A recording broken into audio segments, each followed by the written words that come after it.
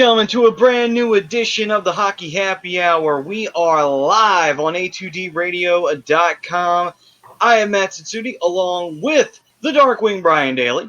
What up? And the Broken One, Rob Povia.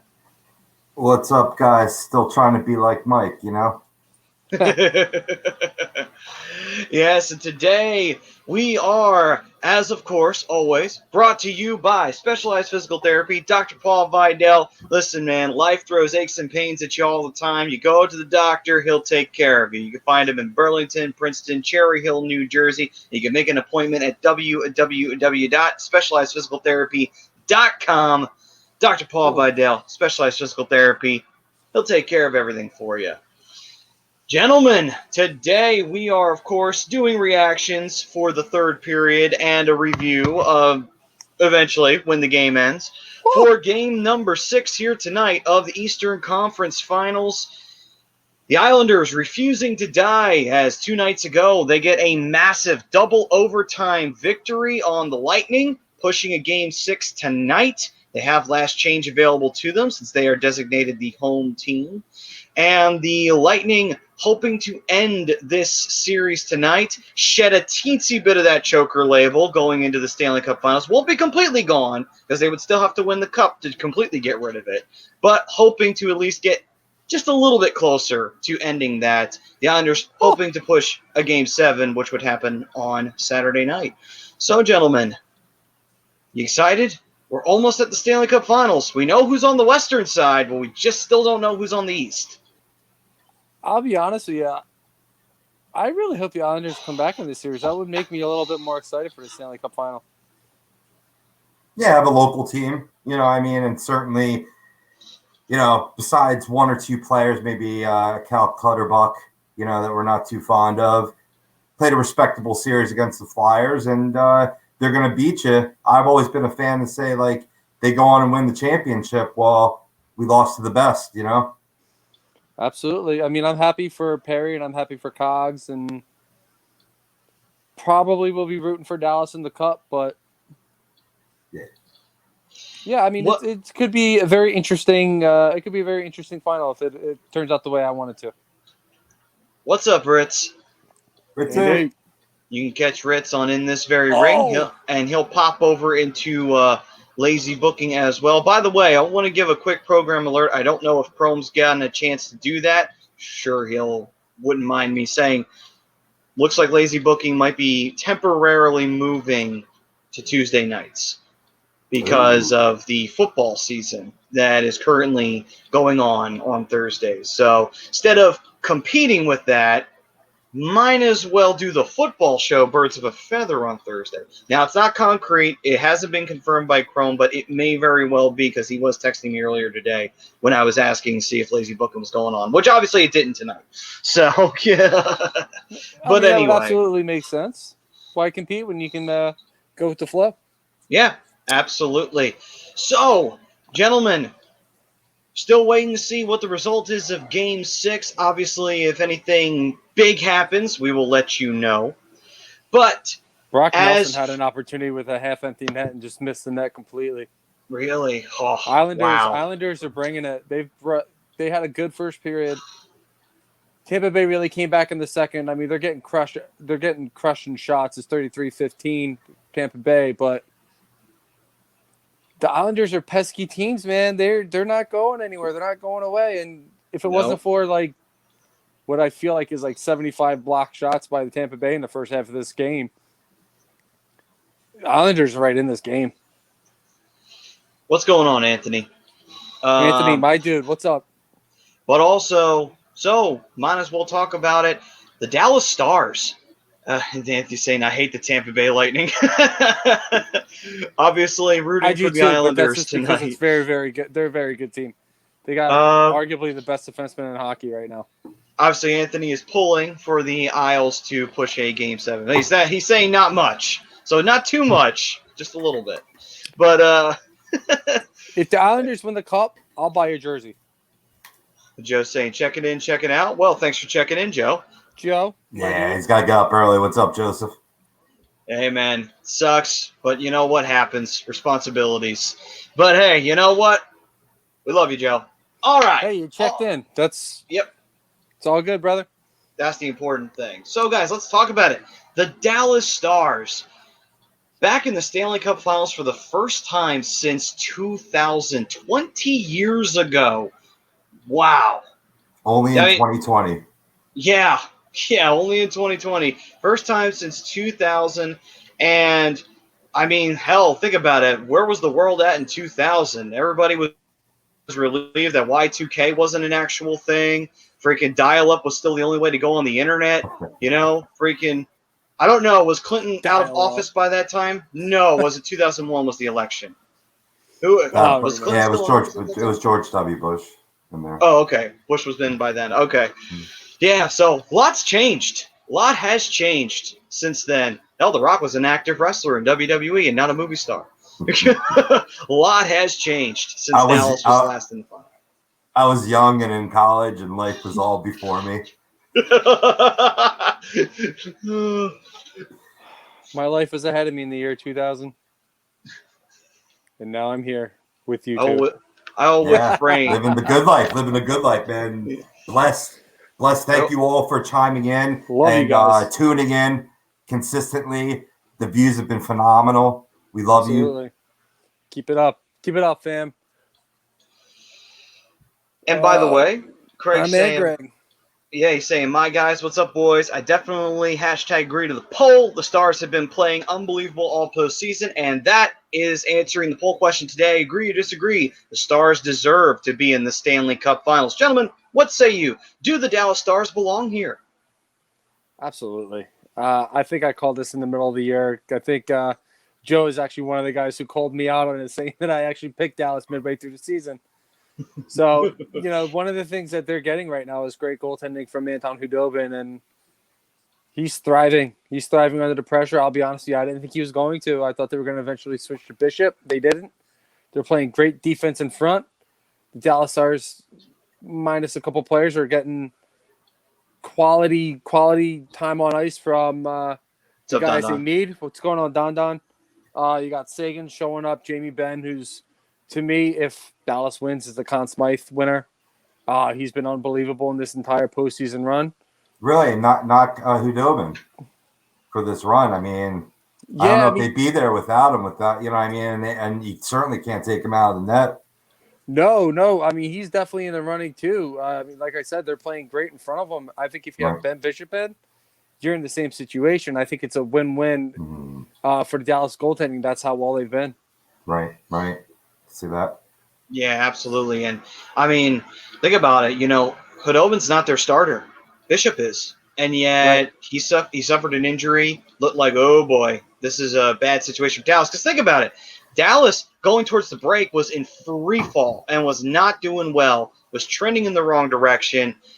What's up, Tom? And, when that situation happens, you're wondering, oh boy, how's this team going to handle it? But they took a chance to take a step back during the break and say, you know what?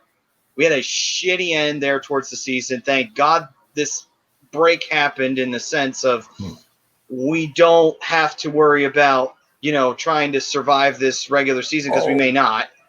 And yet, they went on that amazing run. And it's been a tremendous story, Maddie, and that's what you look forward to with the Stanley Cup playoffs is those playoff stories. And a lot of us were curious on how this was going to play out in this pandemic, in hub cities, without fans, and it was better than I could possibly imagine. Absolutely. This whole playoff has been just unbelievable. Everybody questioned what the ice quality was going to be like, being where it is. Yusef, what's up, brother? Hey, Yusef. What the intensity levels were going to be. I actually had a guy tell me, he's like, it's not playoff hockey without the fans. Clearly, he was wrong because, the intensity's still there. The fire's still there. I'll be honest with you. I don't think anything's changed so far. We're in Game 6 of the Eastern Conference Finals. Tampa wins. We got the Stanley Cup Finals, and I'll be honest, I thought it's been great. I have no issues with anything that's been done by the NHL since going to the bubbles. Right. Well, in regards, getting back to the Dallas Stars and the poll, I think you got to say they deserve it because of the stories, like I said before. And it's not just limited to Hudobin here. I mean, seeing Yoel Kiviranta has just been simply awesome. Scoring that hat trick with overtime winner against the Avs, only something that the great one Wayne Gretzky has done. Just what a thrill ride for that kid. And I think it all starts. Jamie Benn has certainly been a great leader. And to your point, Brian, I can't disagree with you there. I think Miro Heiskanen has been a great leader and a real, contributor to the surprise run. Absolutely. Miro has been unreal. Young guy, first time in the NHL playoffs, really showing a calm, cool, collective mentality. Simple, keeping his game simple, not overcomplicating it. Which tends to happen with some of the younger players. And I think we saw a lot of that with the Flyers, especially in the second round. So everybody's doing something in Dallas. And I can't really say that a lot of it's been bad. Yeah. And we got a few comments rolling on in here. One from Yosef saying, what's up, guys? I'm absolutely pumped for Peter Laviolette. I hope we can make a huge run this year. The question is goalie, because Holtby isn't going to come back. Yeah. And to be fair, it looked like it was kind of time for Holtby to kind of leave. He had a lot of great years. He won a cup with Washington. So, he's done everything that he needed to do. So, we'll see what's next for Holtby.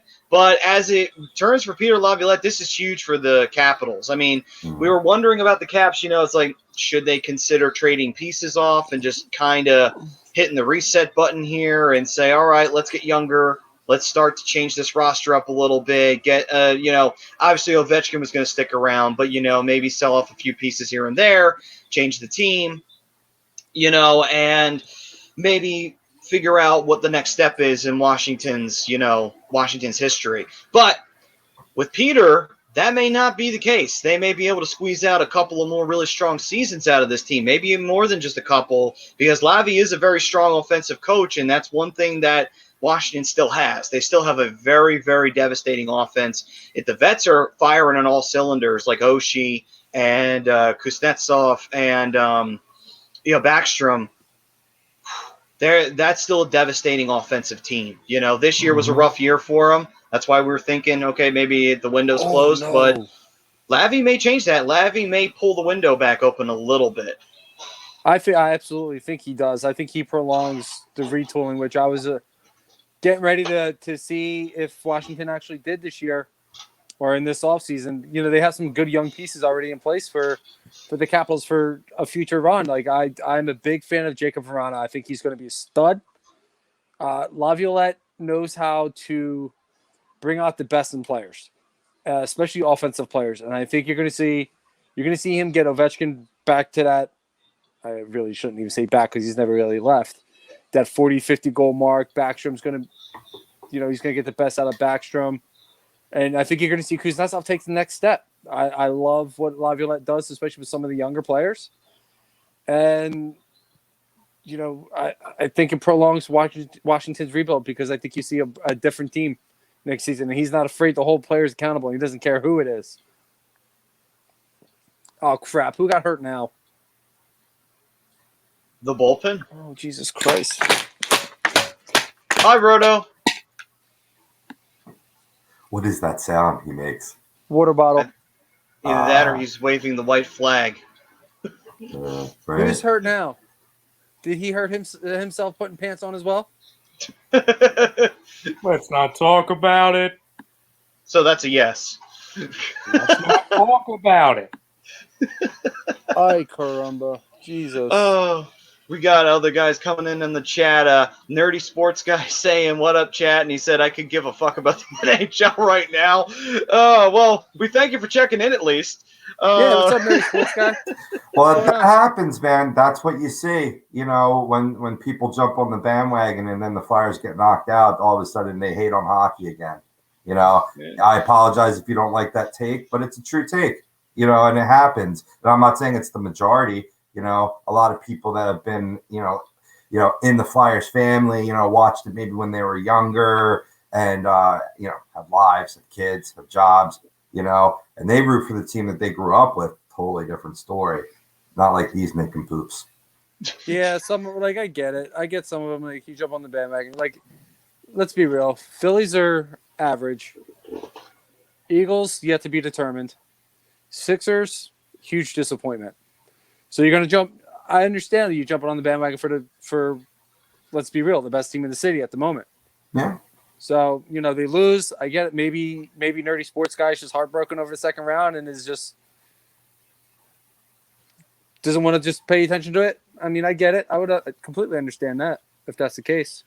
Frank Vespi saying, "There you go. Sorry to bother you at work. To answer the poll, I agree. The Stars for the past couple of seasons were cup contenders, but always got the shaft in early rounds, pending on who they will face. They have a pretty good chance with lifting Lord Stanley's Cup." Yeah, man. That's why I moved for the Islanders on the real, though, for our resident Islander fan. Yeah, Flyer/Islander fan. And, what a move. definitely like to see you celebrate with the people up on Long Island. What a move by Pollock. Yeah, he's been great. He's been phenomenal. Pellick and Pollock. I mean, And I think that's the thing that's part of keeping the Islanders afloat is, they keep getting the production from guys that aren't necessarily the bigger known guys. Jordan Eberle kept the season alive in Game 5 with the OT winner, the GWG. Yeah. So he's a guy who's been struggling in the postseason. Need to get Barzal back involved, and another guy who really needs to step up is Anthony Bolivier, who they've really been carrying him through the playoffs so far. He needs to find a way to get back on the score sheet, especially tonight. 1-1 with 6:41 left to go here in the third. It's looking like it might be another overtime game. Well, it's tough. One difference here in this year, everything's been accelerated, everything's been jam-packed, and that lactic acid starts burning in those quads, and you're not skating as fast as you were in the second round. And now you're going against a team that's just as fast as you. Yep. And also has a size advantage on you. It's been tough, but when the Islanders play well, they clog up the neutral zone. We saw that firsthand, and they make it difficult on the opposition for getting on their game, on their forecheck, on their entrances. And in a 1-1 contest right now, it seems like that's what's happening. Yeah, it's exactly what's happening. I have the game on currently as we speak. And, they're not giving up too many 2-on-1 chances. They had one. Fortunately for the Islanders, Varlamov was able to make the save, but they've tightened up defensively. Offensively, they're really starting to push the offensive pressure, and they're getting a lot more shots on Vasilevskiy, and it's going to lead to a goal. They've had a bunch of really good chances. They need to find the finish if they want to force the Game 7. Yeah. Got other comments here from Joseph saying, "I'm very intrigued to watch the Stars versus Tampa in the finals." That would be I think that'll be a really one. good series. That'd be a very good cup. Two big-bodied teams with offensive power to them and pretty strong defense as well, and plus both goalies are playing very well. That would be very much a series that I would see going 7. That would go the distance, that series. That's the last thing Tampa and Dallas needs right now is a game 7-game series. Especially if this goes 7, Tampa's done. I don't mean done, but they're going to be. It would not be nice for Tampa if they wind up losing this game tonight. Oh boy, all the pressure is back on them because the choker label once again comes back to haunt them. Be like, oh, you're going to choke this one away too? And then the Islanders, they've got a real good chance then to say, see, we evened the playing field. You're fucked now. That's the thing. You got to be careful with teams like that. It'll be great for the league if it goes to a Game 7. Not only are Game 7s exciting, but it's, again, another great story where you had an Islander team that once went up 3-1 on a team and allowed them to call back, tie 3-3, and now the shoe's on the other foot. Absolutely. True. Here's an interesting one. The Islanders are like a gnat, though. They just don't go away, and they keep pestering it.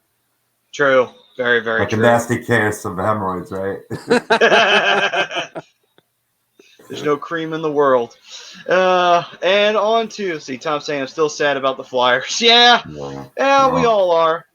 Why do you think I'm all in black, Tommy?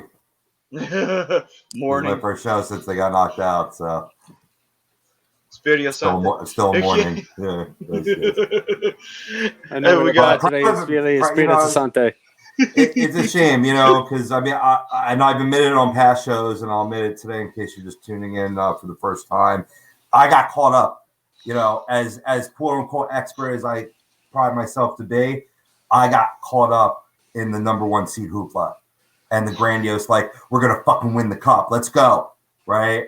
And is ahead of the time. We talked all year about how a win for this season would be a series victory in the playoffs. So they're right on course, right on point. Guys will be a year older next year, and maybe things will get a little frosty.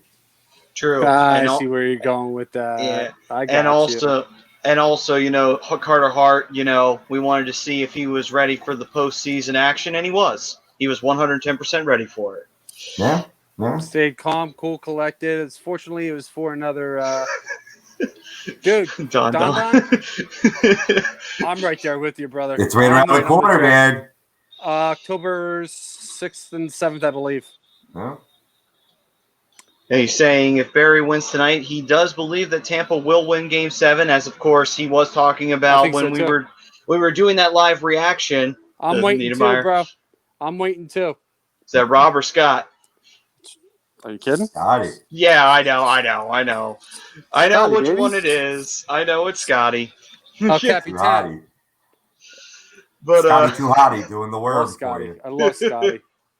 You know who I want? Oh God, who was just compared to Scott Niedermayer? I don't remember who it was. I'll have to think of it. While you're thinking about that, Anthony had a very interesting comment. He said, I heard Holtby is going to the Rangers. What do you think about him in a Rangers jersey? Ain't happening, bro. You got Prince Igor and you got Georgiev. If Lundqvist even, I believe he's got another year on his contract. If he wants to get traded. Free agent. He's definitely free agent. Okay.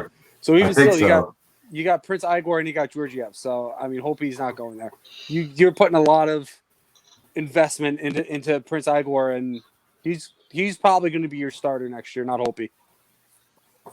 Should be, because he was absolutely phenomenal this year, stepping into that role and, filling in for what we thought, it might be a slower transition, but no, after the way Lundqvist was playing, it was like, okay, we got to go with Igor now. And he turned out to be very well. Very, very good. But standing tall. Joseph was saying earlier about what we were talking about with Lavi. He says, I agree. I do believe that the offense attack is going to be great under Laviolette. He's the guy we needed to bring the energy back, which I do agree. There was a lack of energy from Washington there. I just don't think Kirk Muller or I'm sorry. Wow. All right, that's Montreal, not Washington. Wow. All right. Real quick. Never mind.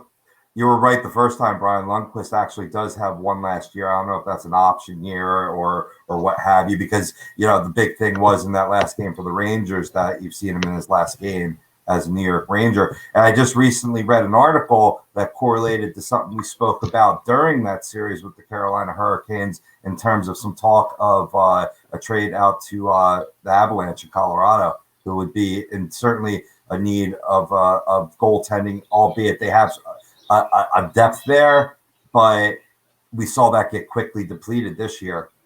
Yeah, they had a rough playoffs as far as goaltenders go, losing their starter and their backup, having to go to the third string in Hutchinson. Right. Yeah. Unfortunately, I think that's kind of where the team fell apart offensively. They were there.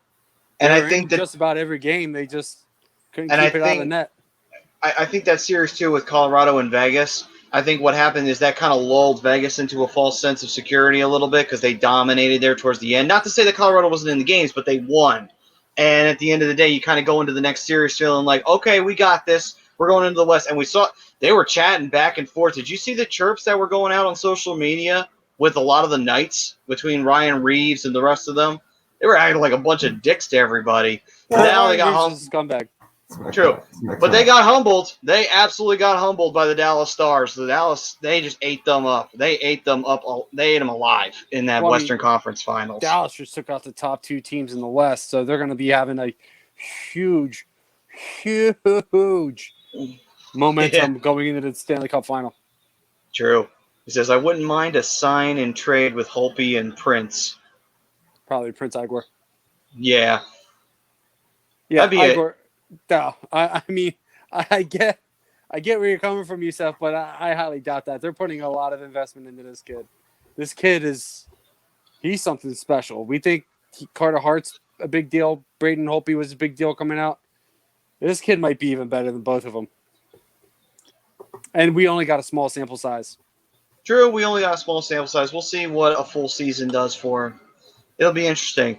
It'll be very, very interesting. The Metro Division is just looking so much fun. So much fun to be in this division.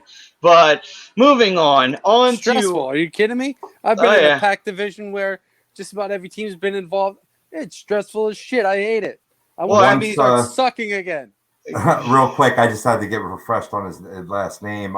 Once Askarov gets drafted, that young Russian goaltender, man, there's going to be some exciting young goaltenders. I mean, not that there are already, but I think that kind of puts it over the edge when you're compared to the best goalie prospect since Carey Price. That's high praise.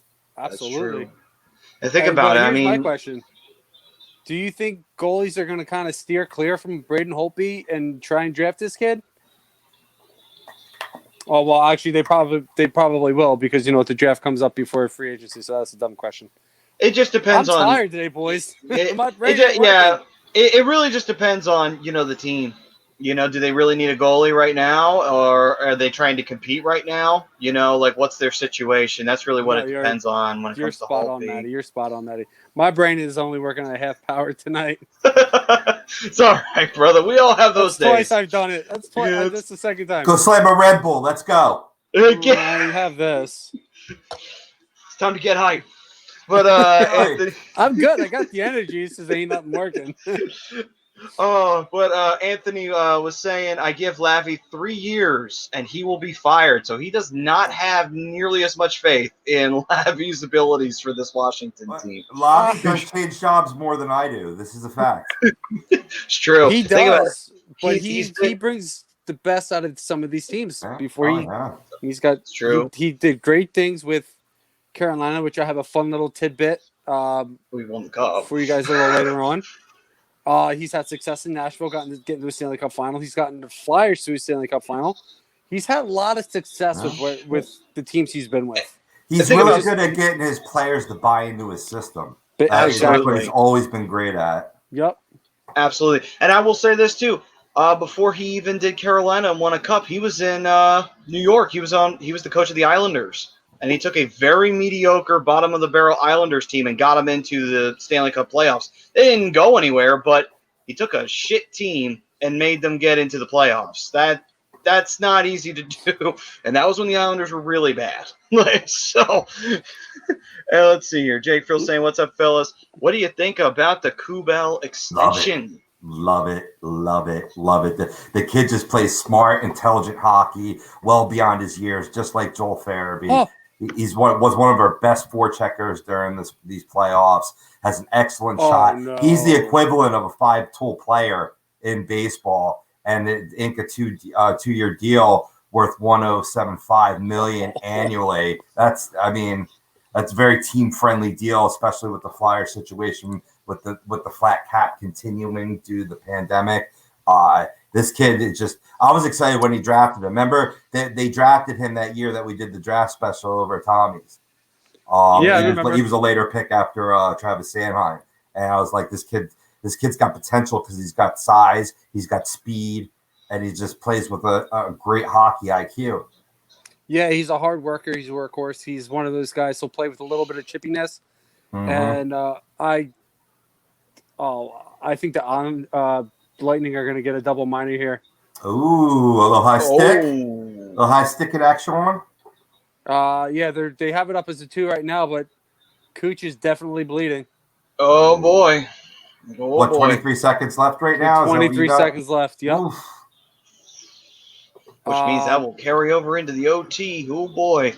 Yep, they gave him a double minor. All right. So they got 4 minutes to score. And it was Andy Green too, which is a shame because he's been around a very long time. He's usually a much better, more disciplined player than that. But jumping back to what were we talking about? Oh, Knack. Well, we were talking about Knack, yeah. Mm-hmm. Gritty player, plays with a nice little chip on his shoulder. Hard worker. Whenever I watch him, see him play, he's always getting into the corners, getting involved in puck battles. Doesn't always win them all, but he's always involved in them. So I love the deal. Yeah. It's a very team-friendly deal for a very Hi, solid Eileen. bottom six player. Hi, Eileen. Question to you all, gentlemen. What team do you absolutely hate? I think that's a fairly easy question. Well, you got to give me a minute because I hate a lot of teams. There's a lot Everybody of teams else but the Flyers. Not true. Not true. I've said it many times. The Sharks are my team out west. I don't hate them. I hate the Kings. Oh, did I tell you guys that the Dallas Stars were my Western Conference team? I didn't tell you that. Okay. This whole time? This whole time. Yeah. Were they your Campbell team when they were the Minnesota North Stars too back in the day? Absolutely, because they inspired the greatest fantasy hockey team of all time, the Peter North Stars. Yeah. Beautiful. I even had a logo for it and everything. It was special. That's great. I hate the Kings. I can't stand the Kings. Kings is a good one. Their fan base is absolutely fraudulent. 100%. I hate it. I hate them. I mean, there's some players on the team that I like, but the team as a whole, I just don't like them. Hopefully Punisher isn't listening. I'm sure he hates my fan base. I'm sure he hates my team too. And that's how it should be. We're rivals. Yeah, absolutely. Absolutely. For me, it's I would expect easy. nothing else. Yeah, absolutely. For me, it's easy. Some Jersey Devils. They caused me so much pain and heartbreak in the 90s. And, going to Rutgers was not a fun time for Flyers fans during that era. Yeah. If it wasn't them, it was the blue shirts. Yeah. Yusef hit the nail that on the head there. Man, being a Caps fan, I mean, obviously, yeah, Avs and Blackhawks being Detroit, you're going to hate those guys. Prism saying, hey, Darkwing, I pulled an Isaac Lundestrom Future Watch auto. He is a good prospect or a dud. I love Isaac Lundestrom. He's going to be so good. He's going to be good. He's going to be a good scorer for this team. I'm excited. I'm excited for the Ducks' future. Anthony's saying they just need to get there. Yeah, Anthony's saying he hates the Pens. I guess for me, I'm going to say it's a tie. It's the Pens and it's the Sabres. It's both of them. I'm so glad I knew it was the Sabres. I'm so glad. I know you. I'm so glad you brought it up. So yesterday, Buffalo Sabres made a trade. Did you hear about this? You know about this? I did hear about this. I did not hear about this. Marcus Johansson traded over to the Minnesota Wild for Eric Stahl. Yes, I heard about that. Stalzy's heading to Buffalo. Ooh. Ready for this? Here's my fun little tidbit. Their new GM is Kevin Adams. Oh. Do you understand the relationship between the two? They won a Stanley Cup together in 2006. Oh, yes, that's right. That is correct. Holy Eric Stahl shit. and Kevin Adams reunited. That is a weird little that's a weird little coincidence, isn't it? Wild stuff. Yeah, and we're saying wild completely on purpose, all puns included there. Oh, I wasn't even doing it as a pun. I was just kind of quoting John Carson. I like your style. But actually, I'll be real with you, Maddie, and I don't mean to cut you off. This is a great deal for the Sabres. You're bringing in a guy who's been a captain on a couple of different teams and all kinds of veteran leadership. I think he's going to be a great guy to lean on in the locker room. Bring some guys together and teach some of the younger guys just some things that maybe they're missing, and hopefully have Buffalo take the next step that they've been waiting to take.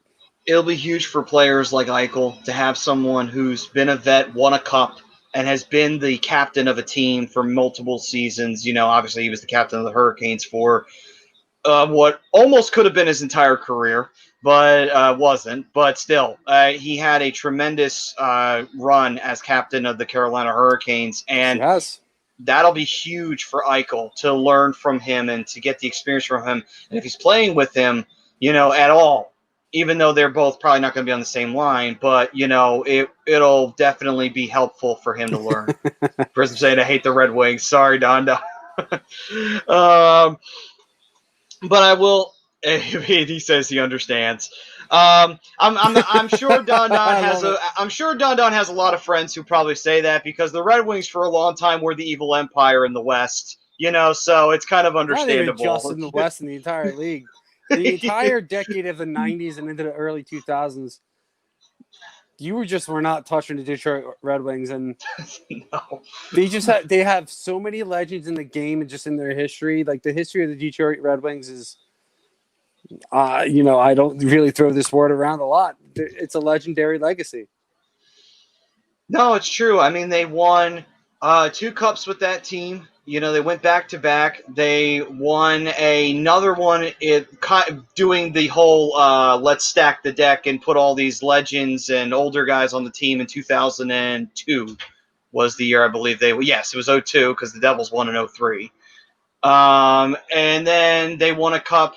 The couple of rookies on that team happened to be, one was Pavel Datsyuk, ironically enough, and he would go on to become a major leader to them, eventually winning the Stanley Cup in 2008. So, they had quite a good span there of being the best team in the West for a long time. Let's just real quick, let's run through some of these. What's up, Bobby Eagles? What's going on, brother? Let's run through Bobby. some of these, just a couple big names real quick. Sure. Nicholas Lidstrom, Stevie Yzerman, Henrik Zetterberg, Pavel Datsyuk, who you said is a human highlight reel. Goaltenders, they had Dominik Hasek, they've had Mike Vernon, Chris Osgood. I'm sure there's more that I'm missing. Curtis Joseph. From the best. Cujo, Gordie Howe, who's got a hat trick named after him. Sergei Fedorov, who I have a little tie to, being a Ducks fan.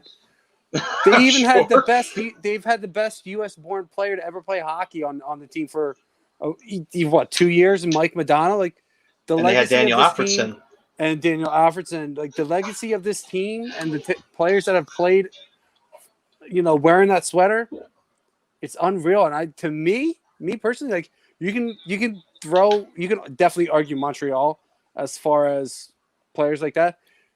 Some of the greatest players that have ever played the game have played in a Detroit sweater. A lot of them. And now Stevie Yzerman's kind of turning himself into one of the better GMs in the league as well. This guy, Stevie Y, can do everything. He has, man. He's done a great job. I mean, just look at Tampa. That's all you need to do is look at Tampa, and he built that whole team. And it's done amazing things since then. And Don saying, I switched over to football game. Joe Burrows. Don, man, y'all fucking make me cry. The good old days. Thursday Night Football was is going on still, and it's been a tremendous game between the Bengals and Browns. Bengals just can't seem to find the end zone. That's the only problem. Yeah, Joe Burrows has impressed me in this game. He looks really, really good. Yeah. He's calm, cool, and collected in the pocket. He doesn't seem to really, Yeah, I got you. He just looks good. He's calm, cool, collected. Doesn't really make any bad decisions. Him and Carson have something in common though. He's got to learn to throw the ball away. Oh yeah, saw that a couple times tonight. Yep. And then other than that, I think he's looked great. You got to find the end zone though. You got to find the end zone. And Joseph saying, I feel like every team in Detroit was hated in the 90s besides the Tigers. That's pretty accurate. I hated the Pistons in the 90s. It's back when I actually watched basketball. I hated the Pistons in the 90s. It was so good. It was stupid. Grant Hill, Isaiah Thomas was not what? Oh yeah. Yeah. Oh, certainly Isaiah Thomas. Yeah. I don't know why I blanked on that, but I did. That's kind of why I started off with trying to be like Mike. I finally got around to watching The Last Dance. I've had it on in the background during the hours of computer work that I've been doing this week with the NFL going.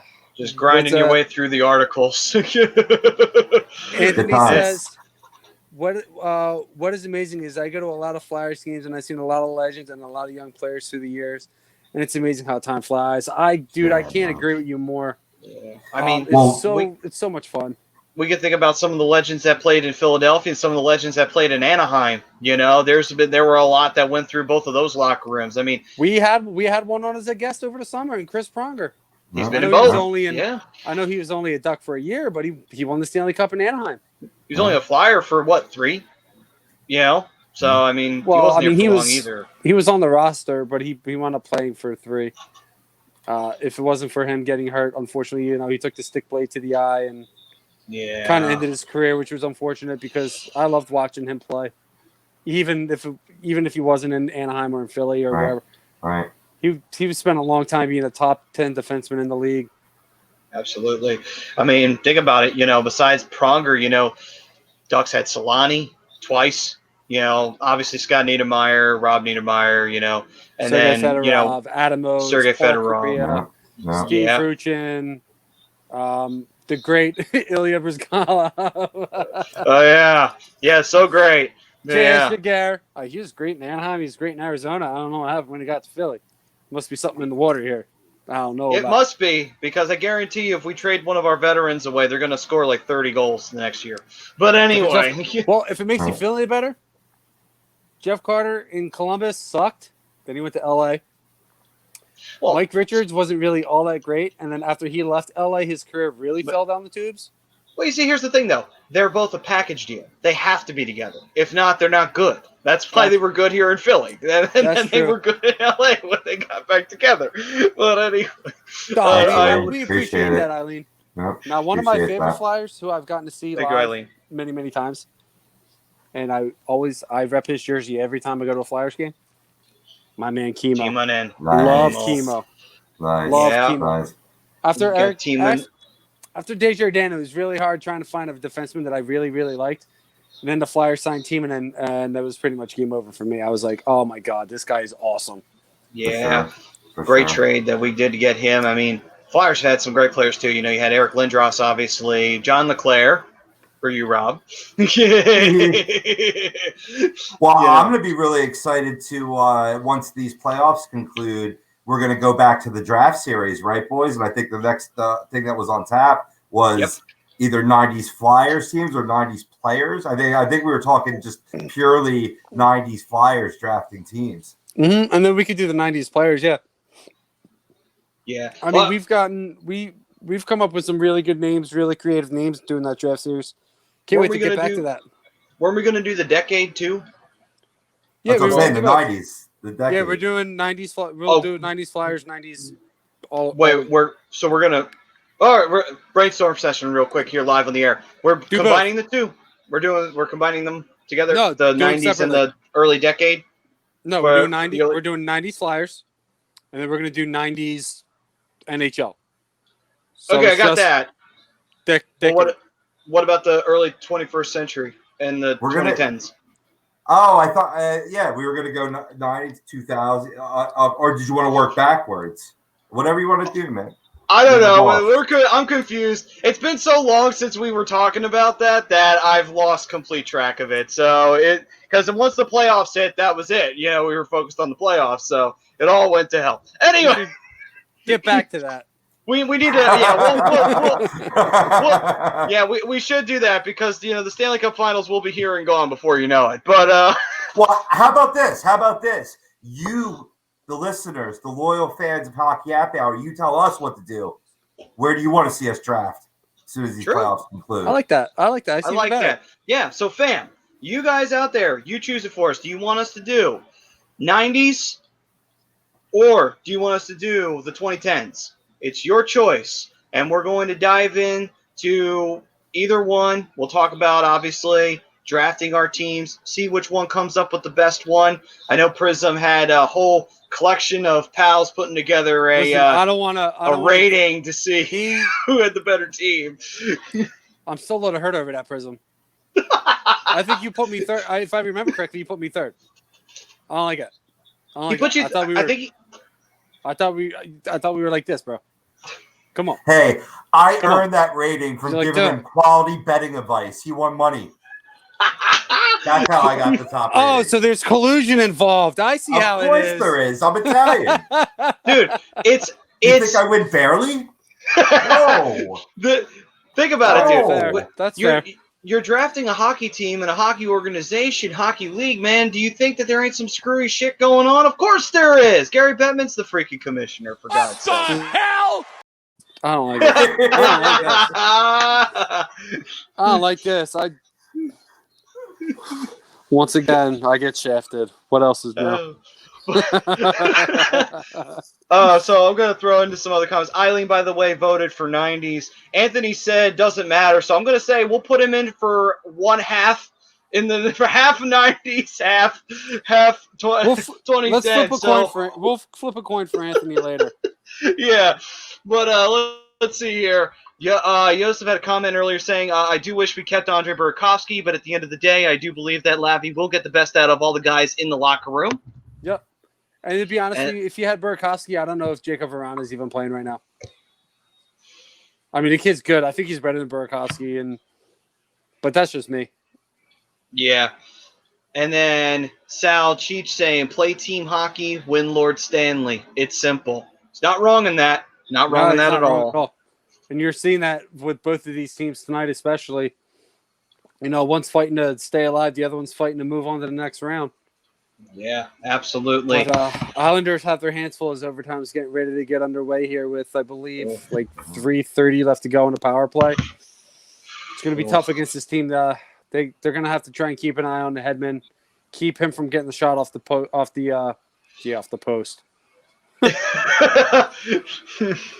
From the point? Yes, thank you. I got your point. Yeah, I see what you did there. I see what you did there. We like the puns. Ryan just said, I just flipped a coin for Anthony. The coin broke. Snap. And Pete saying, yo, fam. What's up, Pete? Pete, what's good, bro? Miss you, man. We got to get him on. Don't worry, Pete. We'll get you on Hockey Happy Hour at some point. Yeah, you're on every other show. I'm a little offended by that. I'm not really. I'm just saying it on the air just to be a dick. Mission accomplished. Yarrow cheat.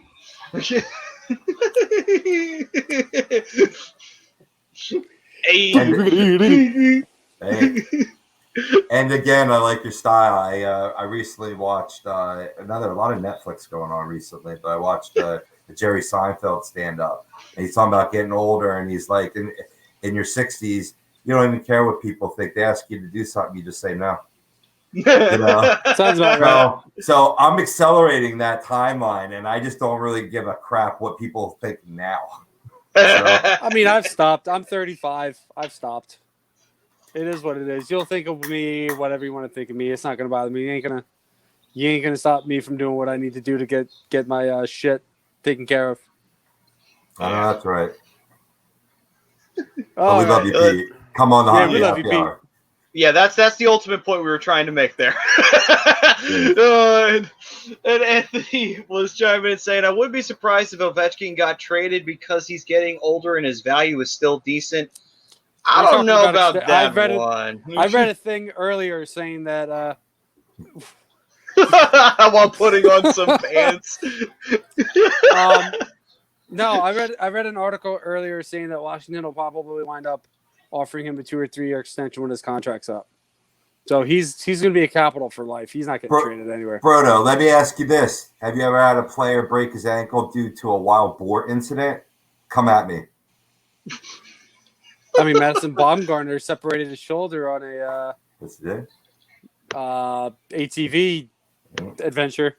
Yeah, it hasn't been right since, and his velocity's been way down. He hasn't. Nope, he hasn't. Yeah. I actually broke it down in an article. I don't like. He's got significant. If you look at video, quick of a baseball side. If you look at video back from like say 2014, 2015 to today, he just has poor shoulder to hip separation, and he's not rotating enough, and it's taking velocity off of his pitches. I gotta rate the GM out there because as much as we don't want to see Mad Bomb back to old form, it's mechanical with him. It's 100% mechanical. I believe that in my soul. Speaking of GM, apparently my running for the Arizona Coyotes GM job is over. Yes. We didn't do a good job getting my video over to the Arizona Coyotes. I mean, I sent them your resume, but it was blank, so I wasn't sure if they were going to accept it or not. You know, they didn't even give me an interview.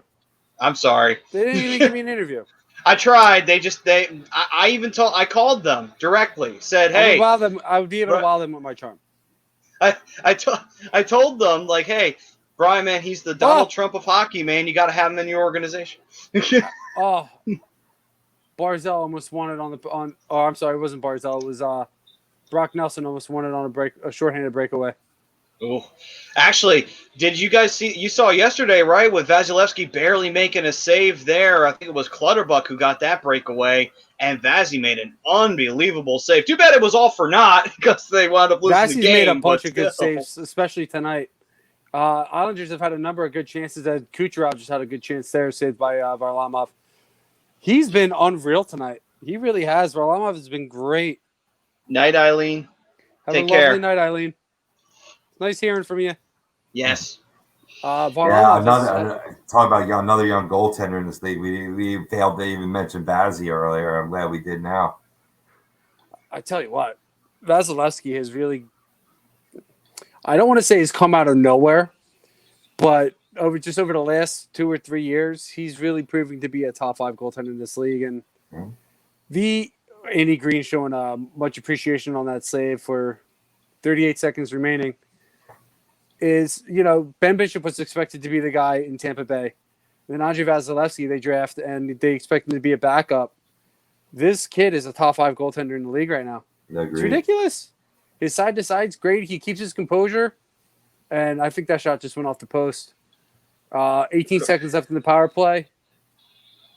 Big save there by Vazzy. Gotta love Chrome here. Varlamov. He said it went on to YouTube and found a ton of classic Flyers games in history of the Flyers documentary. Stoked to watch those over the next few weeks. Absolutely, man. They got such great stuff over there. Chrome has my same ritual for my period of mourning when the Flyers season is over. I go back and watch the good times. Yeah. I'm right with you, brother. SMJ, I feel your pain, bro. We all wish the Flyers were still going. Yeah. And as for the Phillies, you know what? I'm going to say this. I am going to say this. I hope they miss the playoffs. Why? Because we need to get Klentak out of that GM office. He sucks. I'm sorry. I tried to defend him as much as I could. I can't anymore. You made 3 trades. 3 trades to bring in bullpen help, and the bullpen's still one of the worst in the league. Don't you do that. Don't you do that. Don't you do that. I want Klentak gone. So do I. Do you think I want him here? Do you think I want him here? No, I know you don't. Do you have faith that even if they miss the playoffs and they don't win a game for another 10 years, do you have faith they'll be fired? Well, in the next 10 years, they never win a game. I kind of hope he does. I have no faith. No, he will never leave here. I Growing fungus on the life of Philly fans. He'll never leave. He's like the guy. He's like gonorrhea. He just doesn't go away, and he burns. You see, He's I the didn't gift that say keeps on giving. I didn't say that. I didn't do that. You didn't. I did. You're not wrong, but I'm glad I didn't say that. I'm being truthful. Now we have Chrome saying their bullpen is making history. Get excited. Hashtag No, I'm 2011 not getting for the excited for that. I'm not getting excited for that. Bad history. Oh. Yeah, thank you. Yeah, take that, Chrome. That's the non-ravishing Chrome. That's ravishing Chrome the later years. Take that. After his wrestling career is over. The Islanders did kill off the penalty, so they're still alive. 15-22 left to go here in the first overtime. It's been pretty back and forth since. Varlamov's made a couple good saves. Vasilevskiy's made a couple good saves. I feel like Randy Quaid in Major League. Roll out the tarp, bring the bulldozer. This team sucks. Oh my god, that's great. By the way, the challenge this year with the 60-game season. You got to get hot. You got to stay healthy. And Phillies had that hot streak earlier on in the 60-game period. Unfortunately, they're having the injury portion towards the latter end. Yeah, now Jake Arrieta has been announced that he's out for the rest of the season.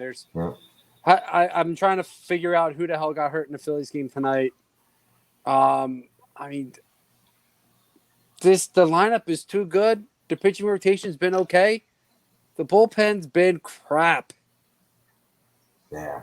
Crap. I think going into tonight they had an ERA over 8. No bueno. Yeah, last night. That's almost double over the average. Over double the average.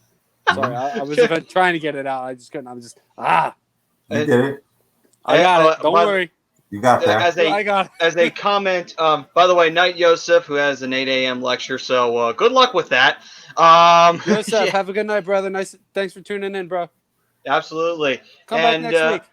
Yeah, it'll be real interesting when the season gets going and the Flyers and the Caps actually face off with each other. That'd be real fun. But let's see here.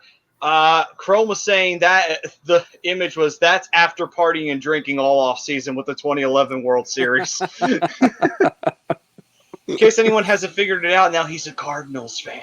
But anyway, he's not now. He's as long as we've known him, he's been.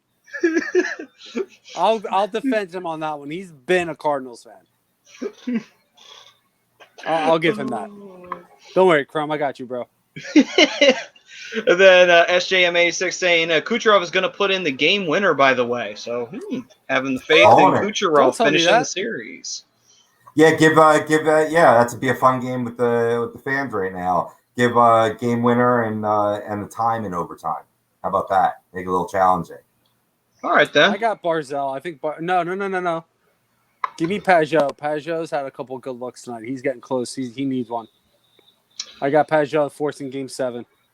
I'm gonna go with. Oh, go ahead, Matty. I was gonna say Johnson. I think. I mean, he's been a little quiet, but I think that's usually when someone strikes. And with Tampa, that's the way that offense works. Just when you think they're gone, boom, they pop right back in. So usually on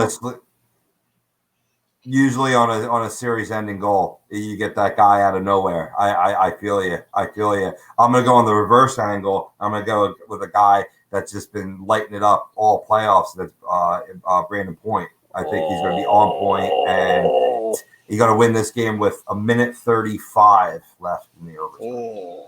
Real close. Cooch had a big turnover. Oh. Puck never left his zone. He got called offside, and he was on a breakaway. Oh, man, that would have been it right there, probably. But SMJ's on point. Yeah, he may very well be. He may be looking at them lines and seeing what they say. But seeing what player might have a good one. Tom saying good call, Pope. And SJM saying, he's saying Chrome is a Cards fan. I'm a diehard Lightning fan. And he's saying Ruslan Fedotenko for the win. For the win. Yeah, there's a name that we should have picked her in the cool name draft because that was a good one back in the day. Very good. I think Grant comes back. Thompson is up in the air. I'm a big fan of Derek Grant. I say this every week that we talk about him. Good hard-nosed bottom six player. He can play either third line, fourth line. He can play on the wing.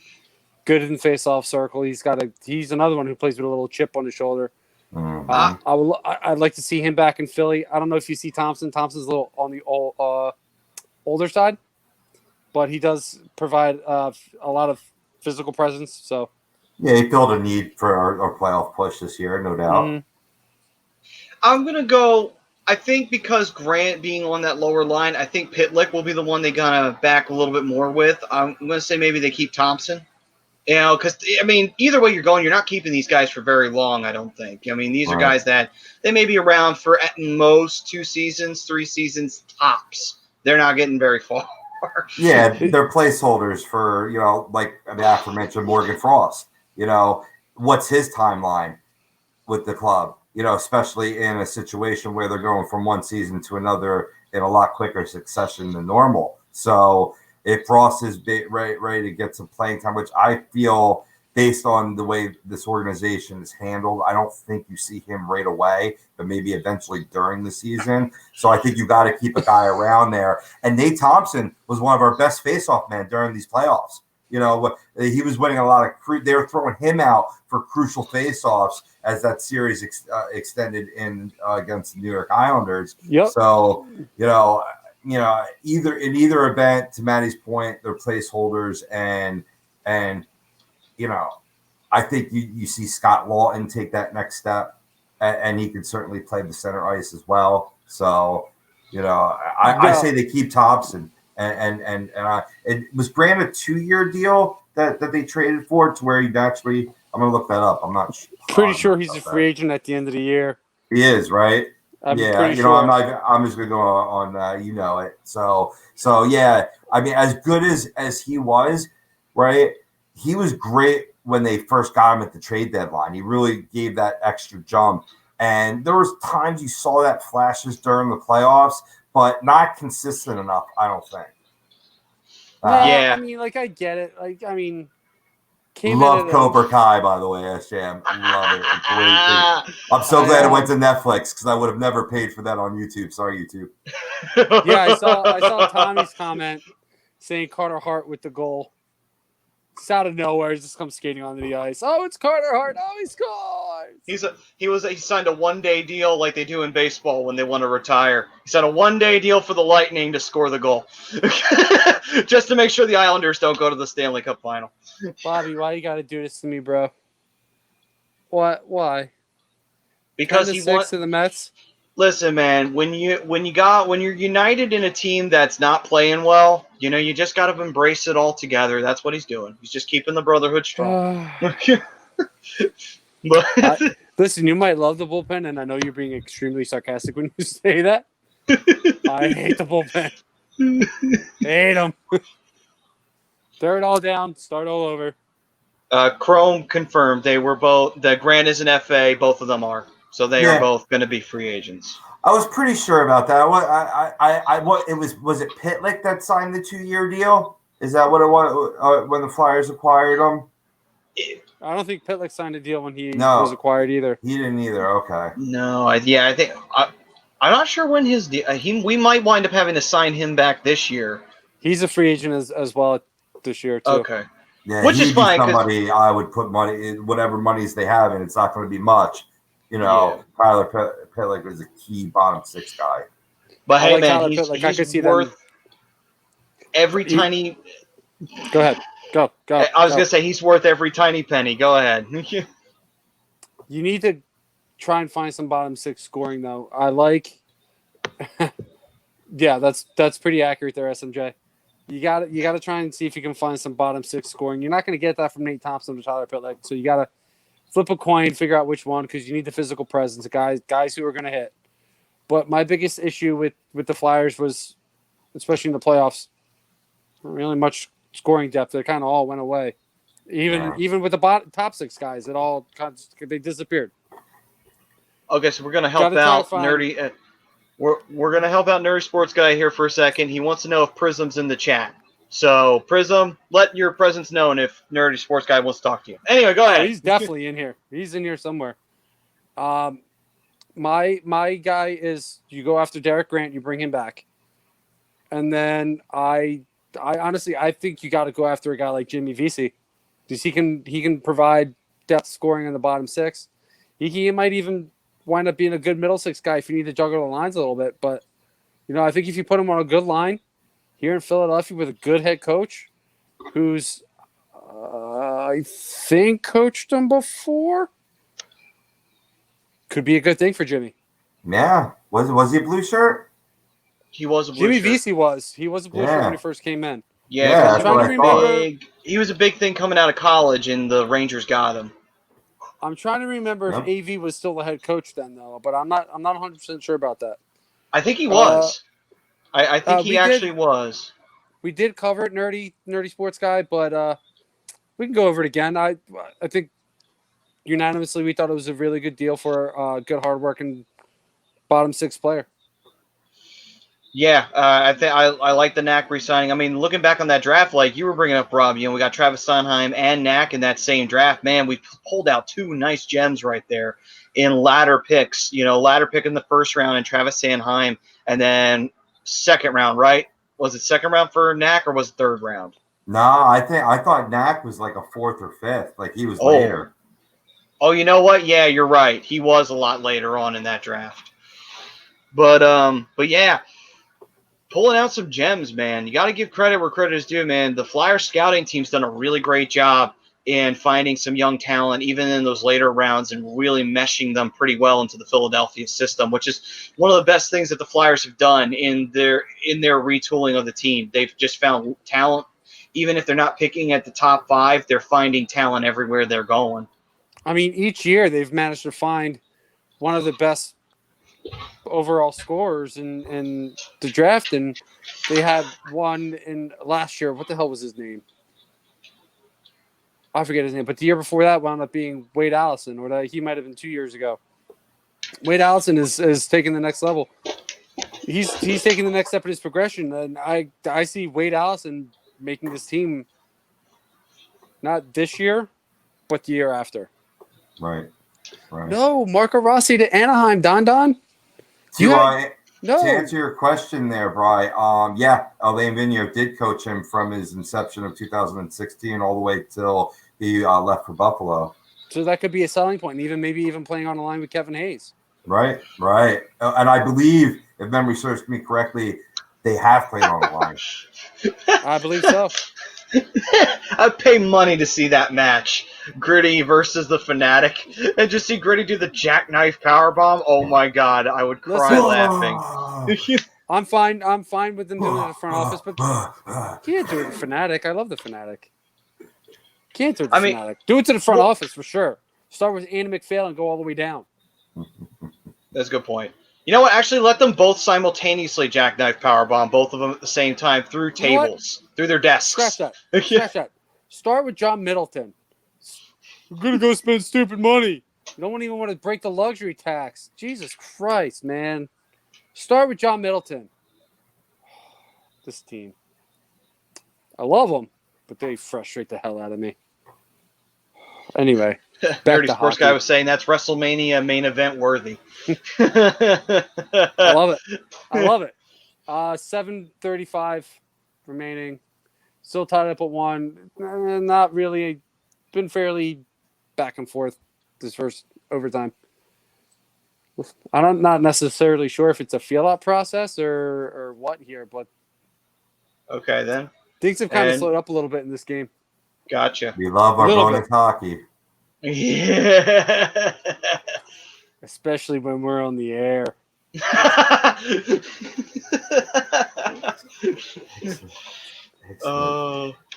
Excellent. Homer, smack Smithers. Smithers, smack Homer. Now give me a taste. Yeah. That's one of, you don't know that line from that's one of my favorite Burns lines from The Simpsons. Where Burns had mental. Yeah, No. I was just gonna say, it's a shame that Smithers never got what he wanted. Yeah. That was Mr. Burns. So while we are waiting to see what happens here in the overtime, I just realized what you and Don can do to find out how you're going to get that Marco Rossi pick. You guys have to play each other on the PlayStation, NHL 99. Why? Because it favors the Red Wings completely in that game. Whoever wins gets Rossi. I'll play him in 2020. I'll play him in NHL 20 for Marco Rossi.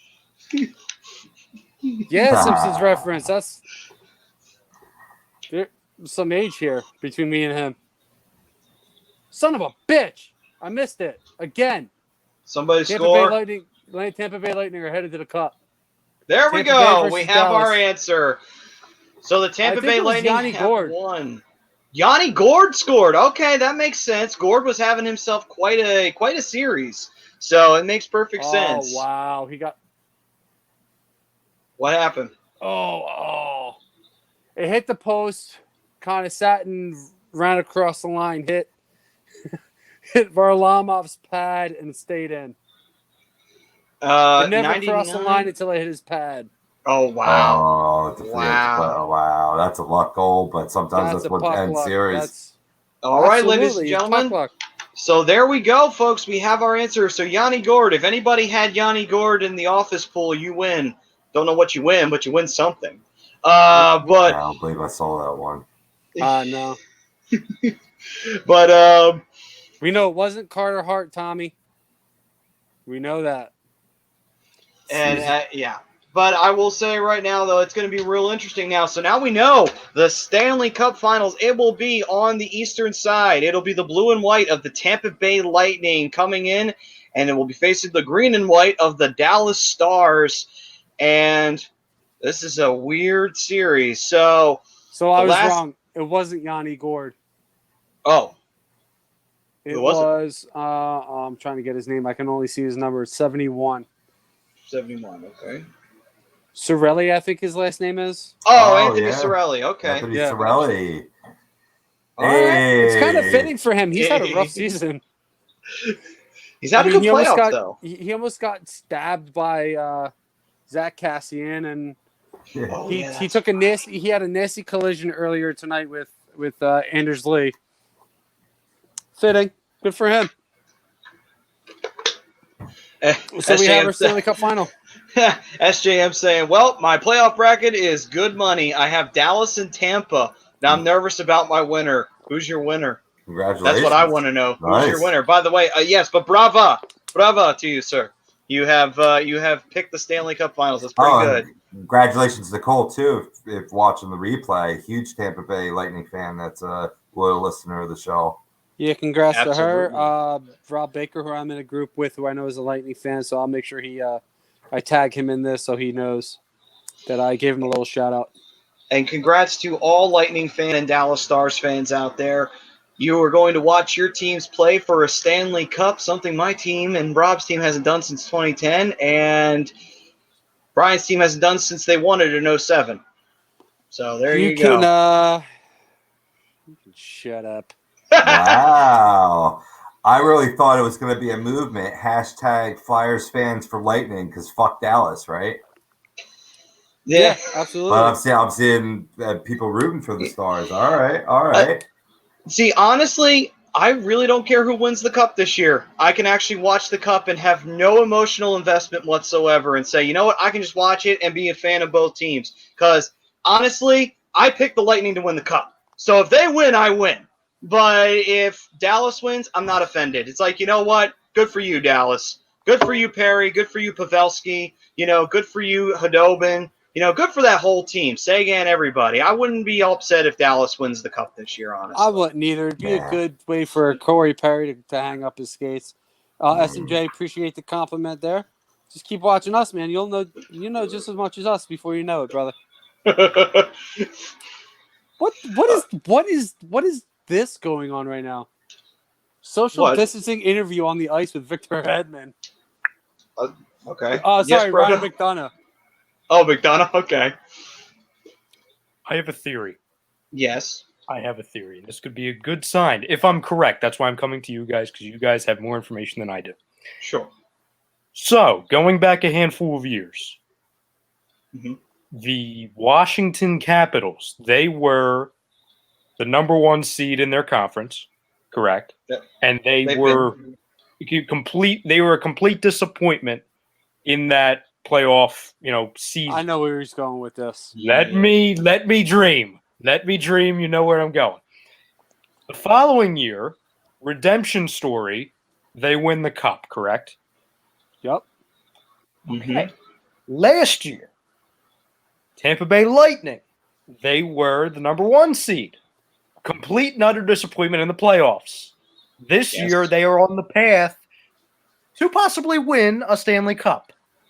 All I'm saying, there's a certain hockey team in Philadelphia that was a number 1 seed, and some can say we had major disappointments in the playoffs compared to a number 1 seed. Therefore, history, not me, history would tell us, not me, history would say, I don't know. Next year could be the year. Here's the trick, though. Here's the trick. Wait, Hold on. Before. You gonna go? Okay. Here's the trick. You can't be a number 1 seed, though, next year. You have to be lower than a number 1 seed, or other words, you're still butt fucked. That's just how it is. That's fine. Because Tampa was not. Oh no, they touched it. What are you doing? You don't. So obviously you're watching the football game. Oh no, they touched. Oh, they touched the Prince of Wales trophy. Yes, you don't touch it. No, because Dallas didn't. Oh, that's not a good sign. Dallas may take this series now. Oh boy, Stammer. They're done. Dallas didn't touch it either. They're done. There goes that trend. They're done. Damn it, Tampa! You had it in your fucking hands, and then you touched the wrong fucking trophy. Wait. Jesus. Hang on. I agree with Don, and I'm going to tell you why. Brodo, come back. Hello.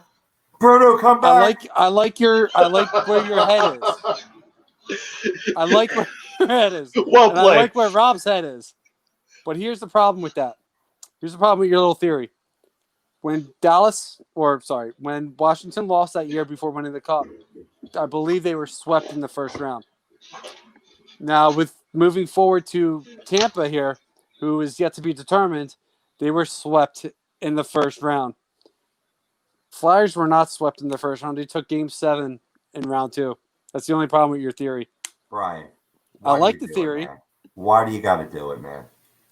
because I'm a realist. Let's Just be bringing real. the piss on the parade, man. He was dropping. It's math. It's simple math. It's gotta happen. No, but here's the thing, though. The Flyers have to have. You changed the logo. There's a trick to this, though. There's a trick. You have to have a terrible season. You have to have a really rough season. So, look at the trend. Capitals. They didn't have a wonderful season the year they won the Cup. They had an okay season. They went and won the Cup. Great run at the end. Yeah, great run at the end. Same thing with St. Louis. We thought they're fucked. Their window's closed. They had that great run, and they went on to win their first Cup. Tampa right now, if Tampa goes on to win the Cup and keeps the trend going, they didn't have a memorable season. They had some struggles. They had a rough start as well, yeah. And now they're going on this run. If they wind up winning the Cup, although Dallas is arguable the same thing. Dallas can argue the same thing. They didn't have a great season either there towards the end.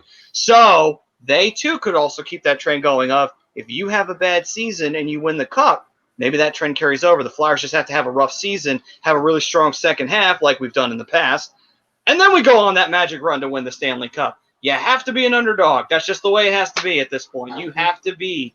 No one's taking you seriously. If no one's taking us seriously, great. We're good. City of Philadelphia, the city of underdogs. Let's go. See, Brian, this is why Matty doesn't get memed, because he understands me. This is why Rub and Matt don't get memed.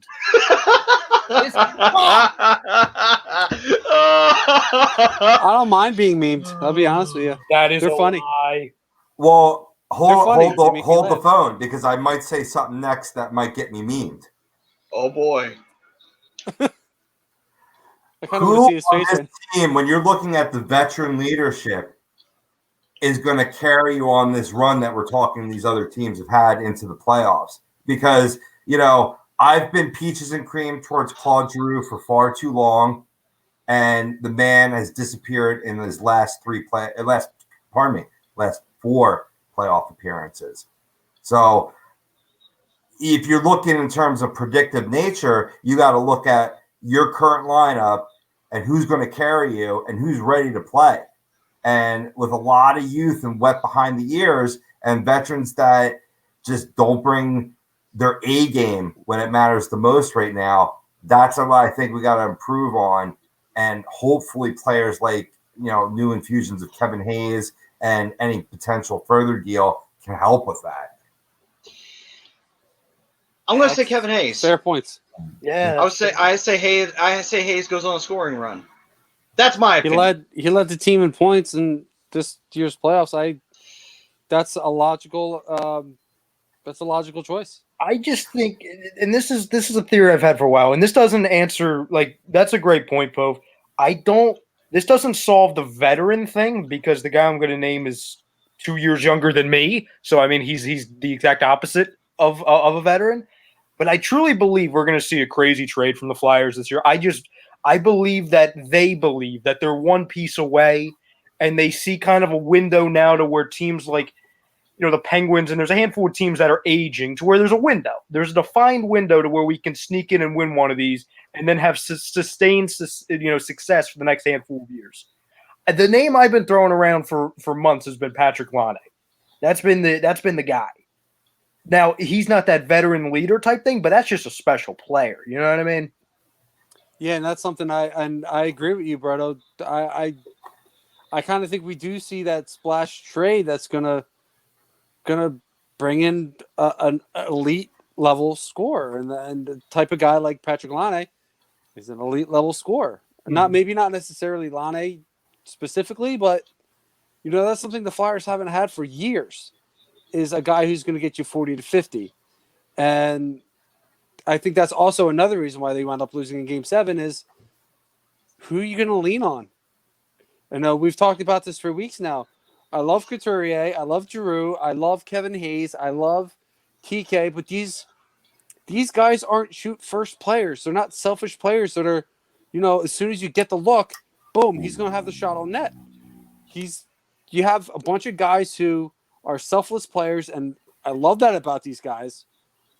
But they're all pass first guys. They're not going to sit there and see, oh, I got the lane. Oh no, I got a guy open on the other side. Let me go get the puck to him instead of taking the shot that I have right in front of me. Just looking at his contract situation, Patrick Laine, that is, he's owed $7.5 million for this upcoming season, and then after that, he's a restricted free agent, which has some higher value, in terms of having more negotiating rights as the team maybe potentially acquiring him. You'd have to free up a lot of space that, they don't have right now. And that would be clear moves would be, trying to see if you can get a taker for JVR, who did, let's get it the call like it is. He played well down the stretch, in that Islanders series, scored a big goal on a slapper and showed that he could help a team, especially a team that's well below that cap and is trying to move up. If you could work out a couple, one or two deals like that, yeah, I'm right on board with you, brother. I mean, if you could absolutely get a guy like JVR taken to get his contract off the books, even Voracek, whether it be trade or expansion over to Seattle, right? That frees up the spot for Laine. But the problem is you have to. Yeah, you make an expansion draft could do the job for us, right. And the thing is, that's cool. The BetMGM commercial's on with Tom, and I looked up and Tom was right there. He's watching. It was like he was watching me on TV. You have to get Laine. You have to trade for Laine's rights. You can't go after him with an offer sheet because the compensation is going to be huge. So you don't want to put up the offer sheet and say you get him. Great. That's awesome. You got him to sign the offer sheet. But the problem with signing a restricted free agent like Laine, you're going to have to mortgage maybe 1-2 first-round picks, maybe second or third. It all depends on the level of where he is. Will determine what you have to give up as far as compensation for a restricted free agent. But that's okay though, because the system's full of youth already. It'd be different if you were an aging team and you really needed those draft picks. I think they're in a good situation to maybe part with a pick or two. Yeah, I mean, it'll probably wind up being 2 or 3 picks because he's a top tier player.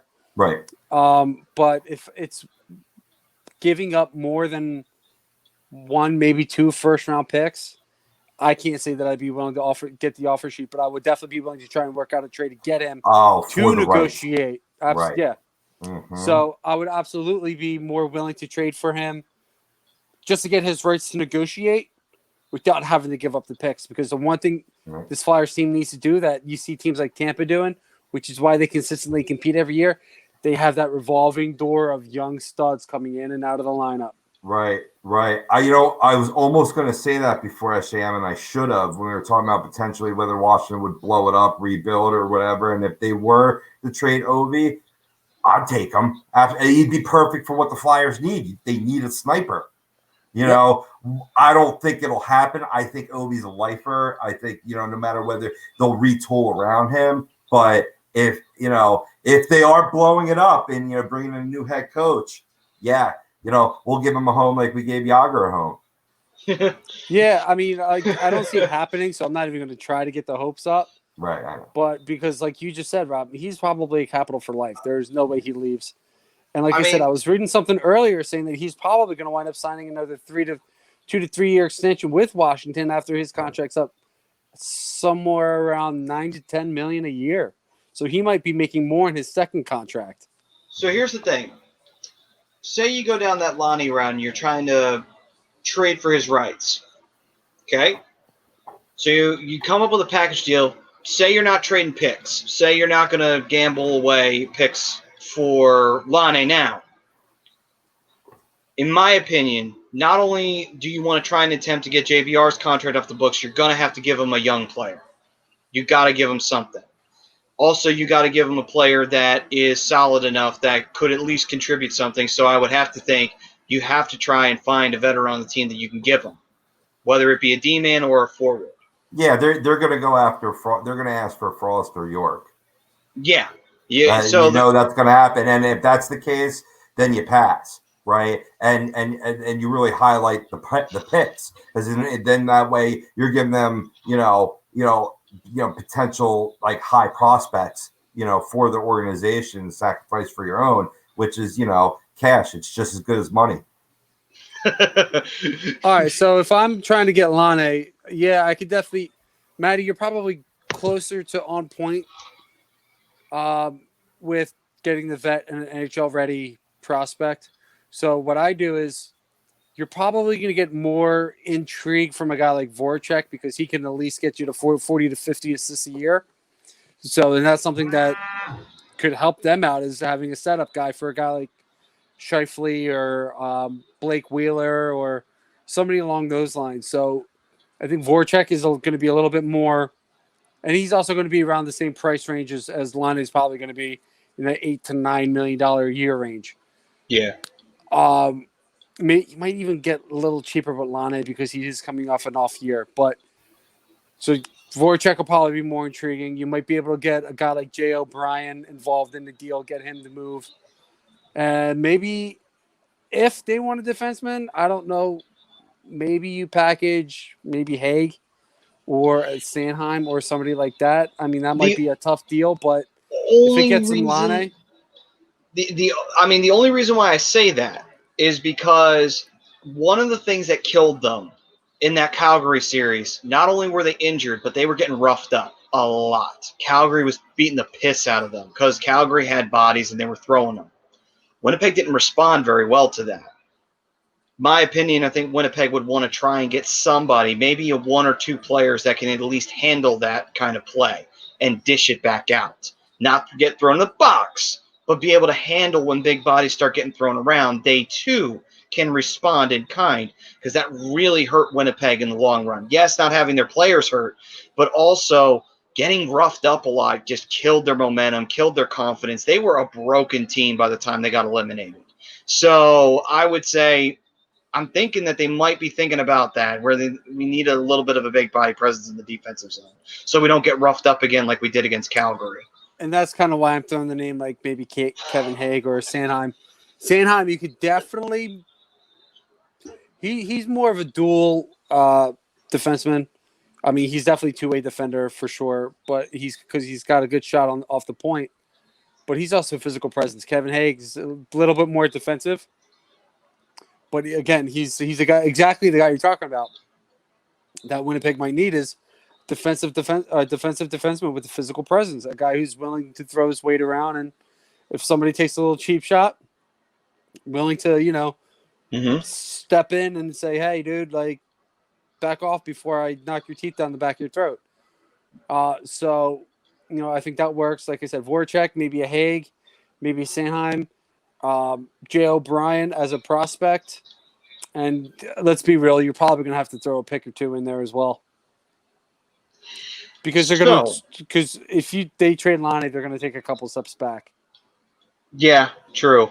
So with that, I think we have worked out what it would probably take. Yeah, I think we have definitely worked out what it would take to bring Lane to Philadelphia in terms of his rights, and that's just his rights. You still have to sign him, and you still have to get in a deal agreed to. Obviously, though, if you're trading for somebody's rights, there's a good chance they're going to sign. You don't trade, you don't just trade. What were you going to say? Hold on. You could always try and work out a sign and trade. Say, hey, Winnipeg, get him to sign a contract, and then we'll give you everything that we agreed to, and Lonnie comes here, but you have to get him signed first, because it's not always a guarantee. It's not always a guarantee, because we almost lost Flyers almost lost Kevin Haig, wow. This is wrong with me tonight. Kevin Hayes, because we traded for his rights, and he's still looking at other teams to sign him as well. Yeah. So he tested the free agent waters before ultimately signing the long-term deal he got here. Because he wanted to get the max money, and he figured, why not? Man, sweat a little bit, and I'll get my max money. Speaking of sweating, I'm Smart sweating. I'm wearing No, a long but- sleeve T-shirt. That's a mistake. Which, But by the you're way, you right. can find on PhillyDrinkers.com. Yes, absolutely. All kinds of stuff there. But I will say, you're right, though. The sign-in deal may not be a bad option. It's a good workaround to get around that issue because, trading for somebody's rights, it can backfire on you. Same as an offer sheet. We go back to Shea not Weber. Shea Weber, whenever that happened. I forget what year it was, but we signed him to a massive offer sheet, and Nashville matched it, and he stayed in Nashville because that's how it goes. I think it was like a 12-year, $125 million contract or something along those lines.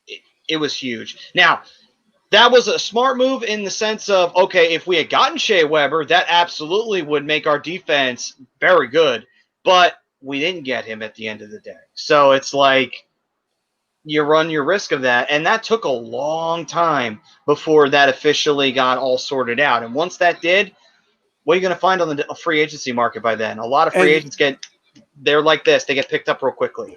The Flyers would have given up a lot of compensation for that.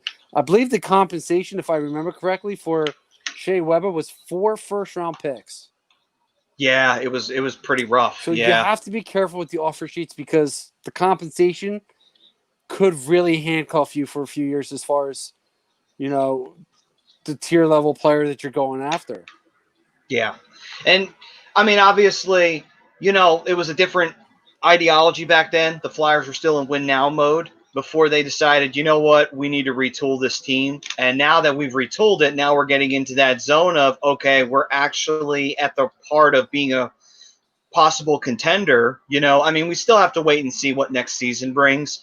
I would say that we were a dark horse this year at best, but we were not a contender. I wouldn't say we were an immediate contender right out of the gate because there's still a lot of questions. You don't know where exactly the team's at because you still had Carter Hart. You weren't sure how he was going to pan out. He turned out to be great. But then there were other young rookies that were getting their first taste of the playoffs. And it's one of those things of, okay, we need to see. And now the question of the veterans, can they step up when the time is needed? Now we got to ask that question. So again, it's still, we got to wait and see what's going on for next season. Because it's, again, one of those, we're not on that perennial contender. We're on the line. We haven't crossed it yet. That's the thing. We're about to cross it. That's the thing. We're dark horse level. We haven't crossed that line of perennial cup contender. Not yet. We're almost there, though. Honestly, I think once they clinch a number 1 seed, expectations just skyrocketed for the team. And you know what? I kind of don't blame people for that. Oh, what an opportunity to shoot me to come down with that. This team is there. I personally, had they not been a number 1 seed and had the expectations risen on them, you might be looking at a whole different situation. Tampa Bay might not be heading to the Stanley Cup final right now. Could be the Flyers. Could have been the Islanders. Who knows? But I think this team is close enough to be. I think you can consider this team a cup contender at this point. True. So, I have an idea of what we can do after the cup has been awarded and everything like that. We can even do this during the Stanley Cup Finals if there doesn't happen to be a game on. I think we should go down the teams and see whether or not they had a successful season or they had a bad season, a failure of a season. So that way we kind of give an idea of where these teams were at, why this led to their elimination, or what really happened at the end of the day, just to kind of sum up everything that's happened in the postseason, because a lot did happen. I mean, there was 24 teams. It was a lot bigger than it usually is. It's hard to cover it all in one show, but I feel like if we can do that, it'll definitely help us round out of this was a bad season for them. They should have done a lot more than they did. Or this was a great season. They did a hell of a lot more than what expectations said they were going to do at the end of the day. So I think we could definitely do that while we see what happens with the Stanley Cup. And since we're all here, we might as well do it now. Lightning, Islanders. Who do we got winning the Stanley Cup? Who do we have raising up Lord Stanley and going into immortality in the hockey world? I think you mean Dallas and Tampa. Oh, I said, yeah, wrong team. Stars and Lightning. There you go. There you go. I'll lead off with this one. I think with the way that the Tampa Bay Lightning played tonight, which I wasn't exactly impressed, but they didn't look they didn't look bad. They weren't as dominant. They got a little bit of puck luck on that last goal there to clinch the Eastern Conference Finals and clinch their berth to the Stanley Cup Final. Honestly, I thought Islanders played great. Varlamov was amazing in this entire game, and I can't sit here and say that I got Dallas. I mean, I think that Tampa Bay they were shaken with they were shaken by the Islanders, and I think the Dallas Stars are a way better team than the Islanders, which is going to lead to Tampa Bay having a tough time if they can maintain the forecheck that they did in a couple of these games early on and can get a fairly early lead. I think their chances are good. But with the way Dallas is playing, their forecheck, their special teams, their defense, their goaltending, everything that Dallas is doing right now is good. It doesn't matter who they're playing. Like I said earlier in the show, they just knocked out the two top teams in the West fairly handily. Well, Colorado kind of that went 7, and they were a little that was dinged just up. a scoring affair. But they very easily handled the Vegas Golden Knights. So to me, the Dallas Stars will race the Stanley Cup for the first time since 1999. Do you have a series link? You have 6. 6? All right. So you got Dallas winning it in 6. Yeah, Tyler Boyd scored. I'm down 28-6. 28-16. Jesus Christ, who's he? Yes! You were godsend, because I was about to come back on from that little break that I had there and be like, I was told that there would be fantasy points here, like Milton from Office Space, and I actually had Boyd and Landry going tonight, so that's nice.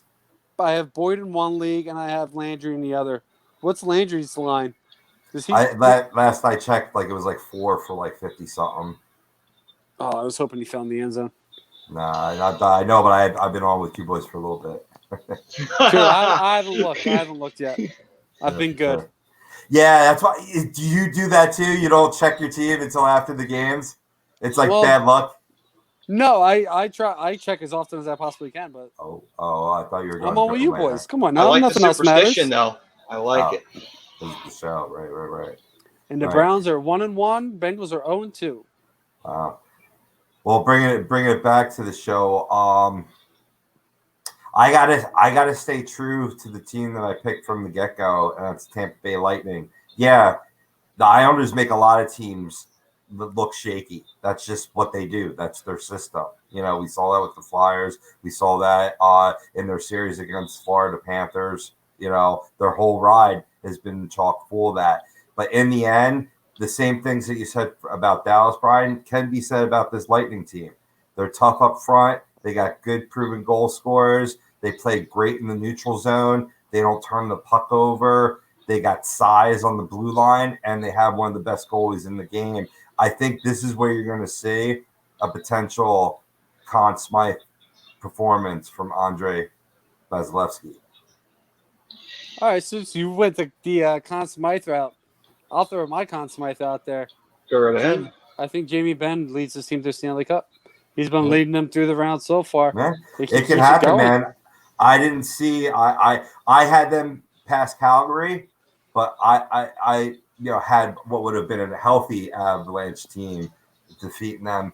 But once I had to make that adjustment, I mean, Vegas looked strong. They had a great playoff themselves, and yeah, they handled business against Vegas Golden Knights, a great team out in the West. So yeah, your prediction is just as likely as mine to happen, and I'm gonna say mine is gonna put a perfect bow on this tournament with a nice 7-game Stanley Cup Finals. The way things have been going, there's been a lot of 7-game series so far, so right, it's likely that this is going to be another long one. Right. And I'm all for it. So for me, my pick, I'm sticking with the Lightning. I picked them to win, so I can't change it. No. And I'm sticking with them. Hey, though, I stuck with them when the Islanders beat us, and they wound up winning that series. So, although they did touch the Prince of Wales trophy like fucking jabrones, and now they're in deep fucking shit for that. But anyway, Dallas didn't touch the Campbell. They didn't. Hey, the Flyers in 2010, they fucking touched the cup. Or they touched the Prince of Wales. Fucking Mike Richards did, like a fucking tool. And sure enough, of course, Mike Richards being a tool, like I'm saying anything that's earth-shattering. But He was probably anyway. high on coke at that moment anyway. He probably had no idea what was going on. He's the only guy that I know who was playing high and could score, at least. So there you go. Although Carter probably did some bumps, too, probably before he went out. But anyway, go back to... Jeff Carter did bumps and scored every Friday night, whether there was a hockey game or not. Some of those bumps he was taking were off stripper assholes. Yeah, pretty much. But for me, I'm going Lightning. I'm going to say 7. Hello, and who are you? The Conn Smythe shall be given to Vasilevskiy. Ooh, wow, I guess we're right on point, man. Perfect in sync. I like it. I mean, I will say this. Vazzy has performed so well. I mean, think about it. Where the Lightning would choke, he almost says, no, we're not choking this time. Why? Right. Because I'm saying we're not choking. Fuck that. Done with the choking bullshit. And he's been amazing this entire postseason. He beat Boston in 5. Boston, yeah, people are going to argue, oh, well, Tuukka wasn't in net. Fuck off. Halak was a starter for a while, so shut up. Then also, on top of that, he doesn't score goals. What Vasilevsky's job is to stop. And they had all their pieces. Pasternak was back. And they were playing well. That was a great series for Vazzy, yep. Don, you have a good night, brother. Don. Brother. And on top of that, and then also, look at how he performed against Columbus. Look at that series. Everybody was sucking Korpisalo's dick and forgot, Vasilevsky's killing him, though, every night. Korpisalo won 1 game. Everybody fell in love with him. Being like, yeah, he may be the starter for Columbus. He may take over after Bobrovsky's done, but he still only won 1 game. Vazzy won the rest. So he outdueled him. Just the way it is, he outdueled him. Columbus played well in that series. Vazzy was the difference maker there. And then they beat the Islanders here. Vazzy was another big part of that because the Islanders had some really strong moments in this series, but Vazzy was very strong in this series. I think he's going to be the X factor. If they win this cup this year, which I'm saying they will, Vazzy will be the reason why they do it. If Tampa Bay does wind up winning, it's going to be a lot because they have, like Rob was saying, great forecheckers, big bodies on defense. I think this is going to be a very evenly matched Stanley Cup. I think it's going to be one of the better ones we've had in a fairly long time. But if Tampa Bay does wind up winning, I don't think it's going to be just because of Vasilevskiy. There's one guy you guys and a lot of people have slept on, and that's Victor Hedman. Oh, yeah. Victor Hedman's been a huge part of the reason why they are where they are. Obviously his defensive skills are, to me, second to none. To me, he's easily top 3 defenseman right now. He's got great skating ability, and the one thing that he's done more, and it's actually really helped him out a lot, that's shooting more from the point. I think he's got more goals from the point than a lot of the other Tampa Bay Lightning players have total. So, that he's been a huge part of their success. So, I mean, I'm not saying. I think that's your 1 and 2 options there for Conn Smythe for Tampa. It's Hedman and Vazzy. So I'm not saying Vazzy obviously has nothing to do with it. That's not what I'm saying at all. All right, no, I get you. Hedman's a very important part of that team. When he went down in the round robin game against the Flyers, and them already being down Stamkos as well, that was a major loss. And when he was able to suit up and play in game 1, that was just a shot in the arm and unexpected because they were taking 1, maybe 2 games out. So he's been a quintessential piece for that team. And speaking of Stamkos, them doing this, all without Stamkos, I mean, that's, that's what I'm talking about. Great playoff story. I mean, it's not a great playoff story for Stamkos, but I mean, to rise above as a team and win at all costs. Yeah. So that actually leads me to my question. So I'm going to piggyback off of that. Stamkos came out for the presentation of the Wales Trophy. Do you think he sees the ice at any point during the Stanley Cup Final? I think if they're at risk to being eliminated, yes. I think if they're at risk to possibly going home, I think you do see him come out.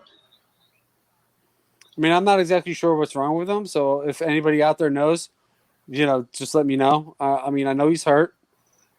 I don't know how serious it is, but don't you think? I just think it's a little funny that when Stamkos is in the lineup, especially in the postseason, they tend to don't play as well with Stammer in the lineup when they do without him. And I just thought of something.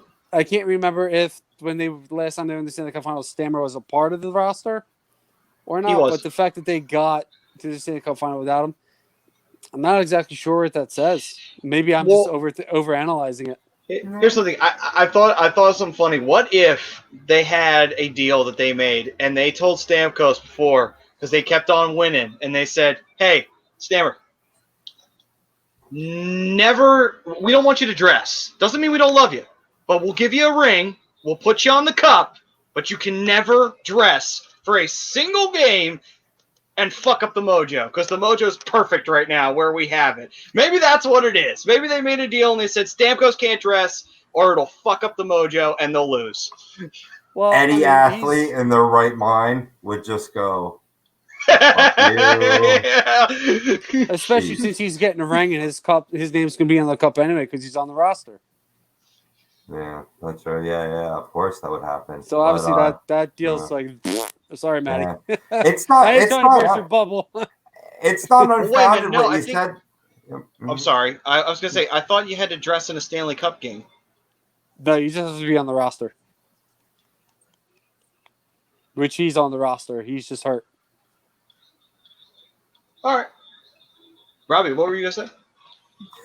In terms of Stamkos, your point is not unfounded. You see it in many teams across different sports where when you have that guy that you got to feed the puck, you got to feed the football, like Odell Beckham, like we saw tonight. When you have that type of player on your team, that can hurt your team in a regard because you're not seeing the balance, you're not seeing the full potential. We've seen it with Obi in Washington, on and off. So it's not unfounded. And I don't think any player that's in the player pool showing up on the ice could be that much surprising than Oscar Lindblom. The fact that we saw that, I wouldn't be surprised if that happened. I know he had core surgery, and that was during the season before the pandemic, but he should be well recovered from that. And I thought in camp there was a slight report of something like with the ankle or the leg, a lower body injury, and then pretty much health news went on lockdown, on account of keeping it universal HIPAA laws in effect with the COVID. So, I mean, it could be that for, that leg issue was certainly much more severe than anybody was informed of, or it could be complications from that core surgery, one or the other. Yeah, well, I'm sitting here acting like I don't have a computer in front of me to look it up. But there's not much. I mean, I stopped trying. In general, I'm not too up on it because, great, he's got an upper body injury. Fantastic. Is that a concussion, or does he have his nose in a different place? I mean, his nose is already in a different place. Join the club. But yeah, so we have Lightning and the Stars in the Stanley Cup Final. Stars have not been in the Stanley Cup Final since 2000 when they lost to the New Jersey Devils in 6. Still tough to watch that Jason Arnott goal go in and see the Stars lose that game because, Devils beat us to get there. But anyway, but also for the Lightning, they haven't been back since 2015 when they lost to the Blackhawks. So here's something funny. Both teams lost the last time they were in the Stanley Cup Finals. So they're going to make up for their for lost time there. Yeah, one team's going to right a wrong for sure. Yeah, Yeah. Oh, Yeah. absolutely.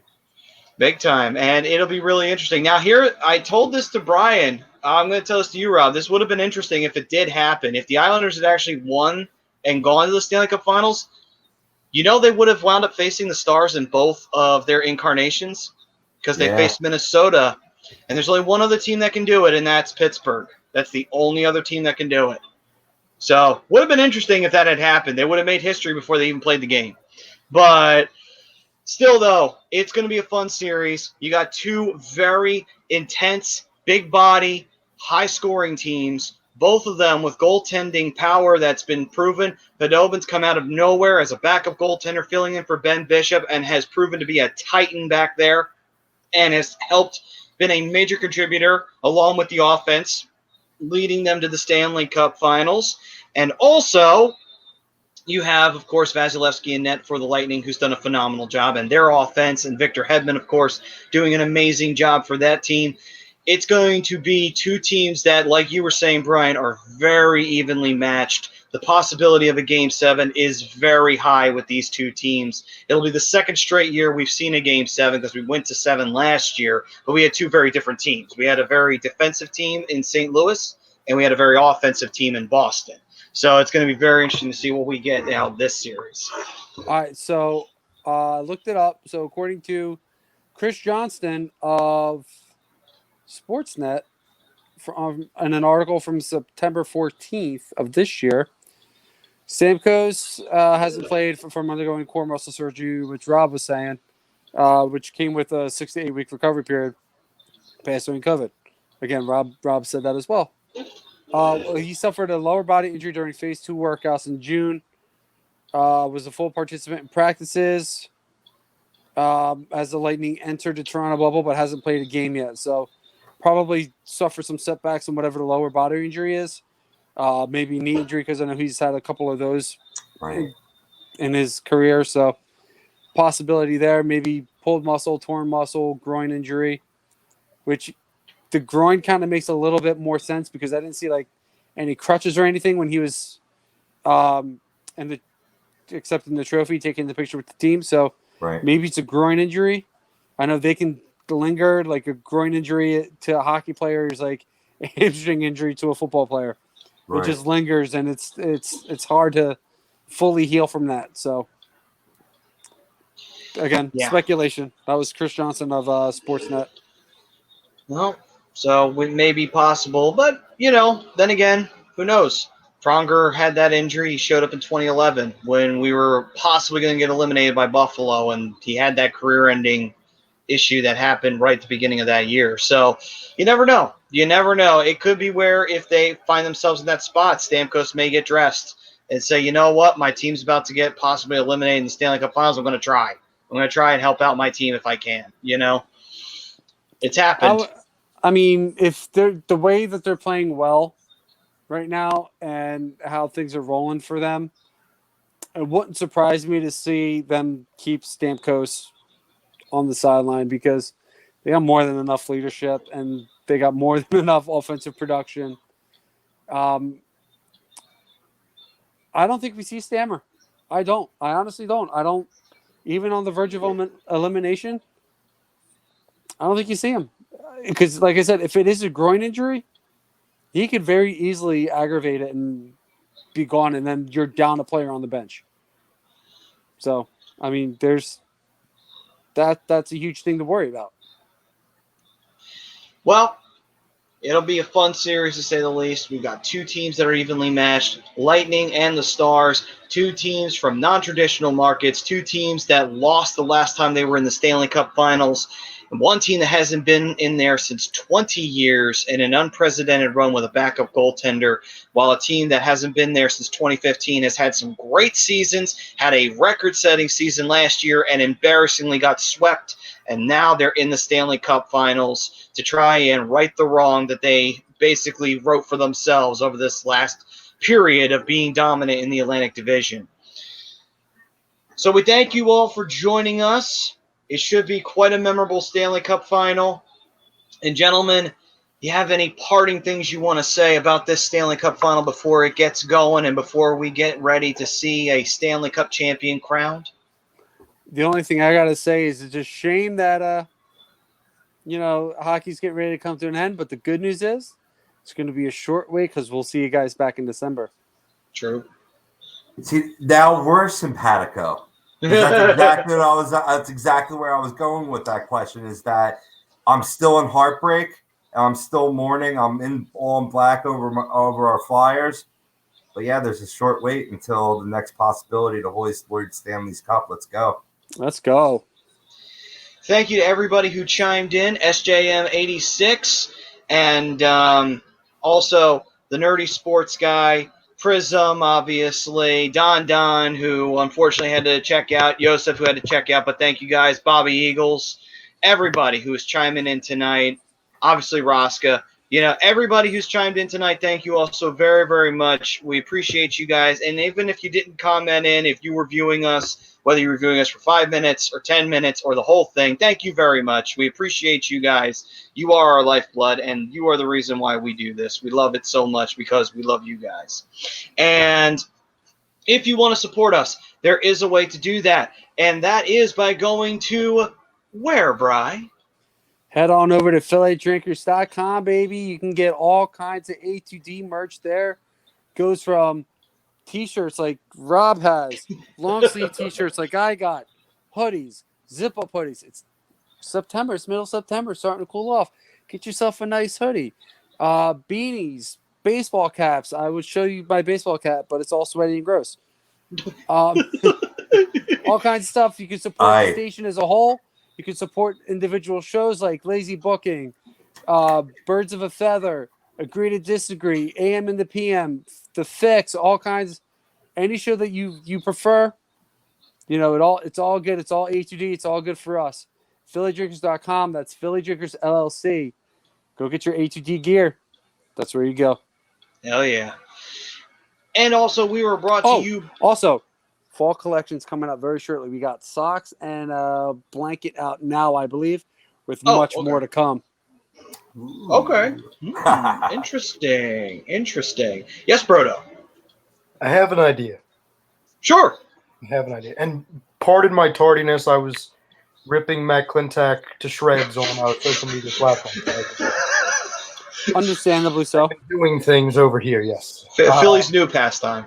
Yes. The new norm, as I should say, just ripping apart all of our general managers.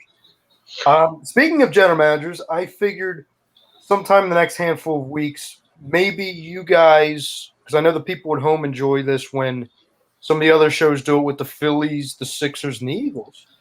Now that, like you guys said, the Flyers season is officially coming, has come to a close, and we're coming closer to the official end of this hockey season. What if you guys did a show where you went down the current roster for the Flyers, and like you guys were talking about earlier on possible trade candidates, guys that you would possibly put into a package. What if you guys do a show called the Philadelphia Flyers Stay or Go Show? Basically talking about the players that you believe are going to be a part of the core going forward, guys that you wouldn't trade under any circumstances, and those maybe surprise names that maybe you're not as high on, or maybe guys that you're higher on than people would think. I like it. I've seen you guys do this before. I love it. All right then. Yeah. I think, gentlemen, I think that is definitely doable. Alrighty. Yeah, I like it. Like I said, I've seen you guys do it before. I've enjoyed it. I've had fun. I've had fun with it. So yeah, I'm on board. Go back to ripping Matt Klintak. Go right ahead. Yeah. It needs to be done. He's doing the Lord's work right now. It's a fabulous comment. It's a great way to go out. Oh man. Just like Hart, he does the Lord's work every time hockey season rolls around. But hey, it's hard. It's hard, dirty work. Somebody's got to do it. Somebody does. You are right. Somebody's got to do it. So, So I would have thought it was kind of funny if Berto put his face on that one. that would have been funny. That would have been real funny. But after all that being said, though, gentlemen, I think we definitely can set that up. I think we could do it if there's no Stanley Cup Final game on that night. We could probably talk about the Stanley Cup Finals real quick and then talk about that Flyers roster and see what we like. Stay or go. We could definitely fit that in there, I believe. And if not, then we can set it in after the whole Stanley Cup Finals zone before we start up our drafts again. So there we go. All right. So we'll set that up for a future date. Put a pin into that and leave it there. We'll get to that eventually, like everything else. What are you, an agent? Let's just stick a pin in that. We'll address it at another time. Got to with this show. But we thank you all for joining us for this edition of the Hockey Happy Hour. We thank everybody who chimed in, like we said before. We appreciate the love from all you guys. Philly Drinkers is where you can support us by getting the merch. But also, we do have a sponsor besides Specialized Physical Therapy, and that is Ambuck Services. Listen, man, it's a good time to still get in that lawn work right before winter hits. You got some time here in the fall, so you got to get those leaves taken off the lawn if you wish to do that, and also might want to get those bushes trimmed, the gutters cleaned, and everything, because before you know it, winter will be here, and if we get some snow, it might not be so doable to do that lawn work, to say the least. And if you want that taken care of for you, where all you got to do is pull up the lawnmower, that is Ambuck Services. You can give them a call at 856-879-5530, and also get your deck restored, too, before the winter months kick in as well. They can take care of all that for you. Make your neighbors envious. If you're going to have a Halloween party, hey, man, make them envious. Make them look at your front lawn, your back lawn, your deck, and say, God damn it, I want what they got. And in the meantime, you have a really awesome costume looking like Al Bundy over there. But anyway, we thank you all for joining us. And we hope to see you guys next week right here on A2DRadio.com. Hockey Happy Hour. And we'll be coming to you live, 10 o'clock. Stanley Cup Finals are here. It's Stars. It's Lightning. Who's going to right or wrong? Who's going to go into history? Who's going to be immortal? We'll find out real soon, folks. From all of us, Matt Tsuni, the Dark Wing, the Broken One, Rob Povia.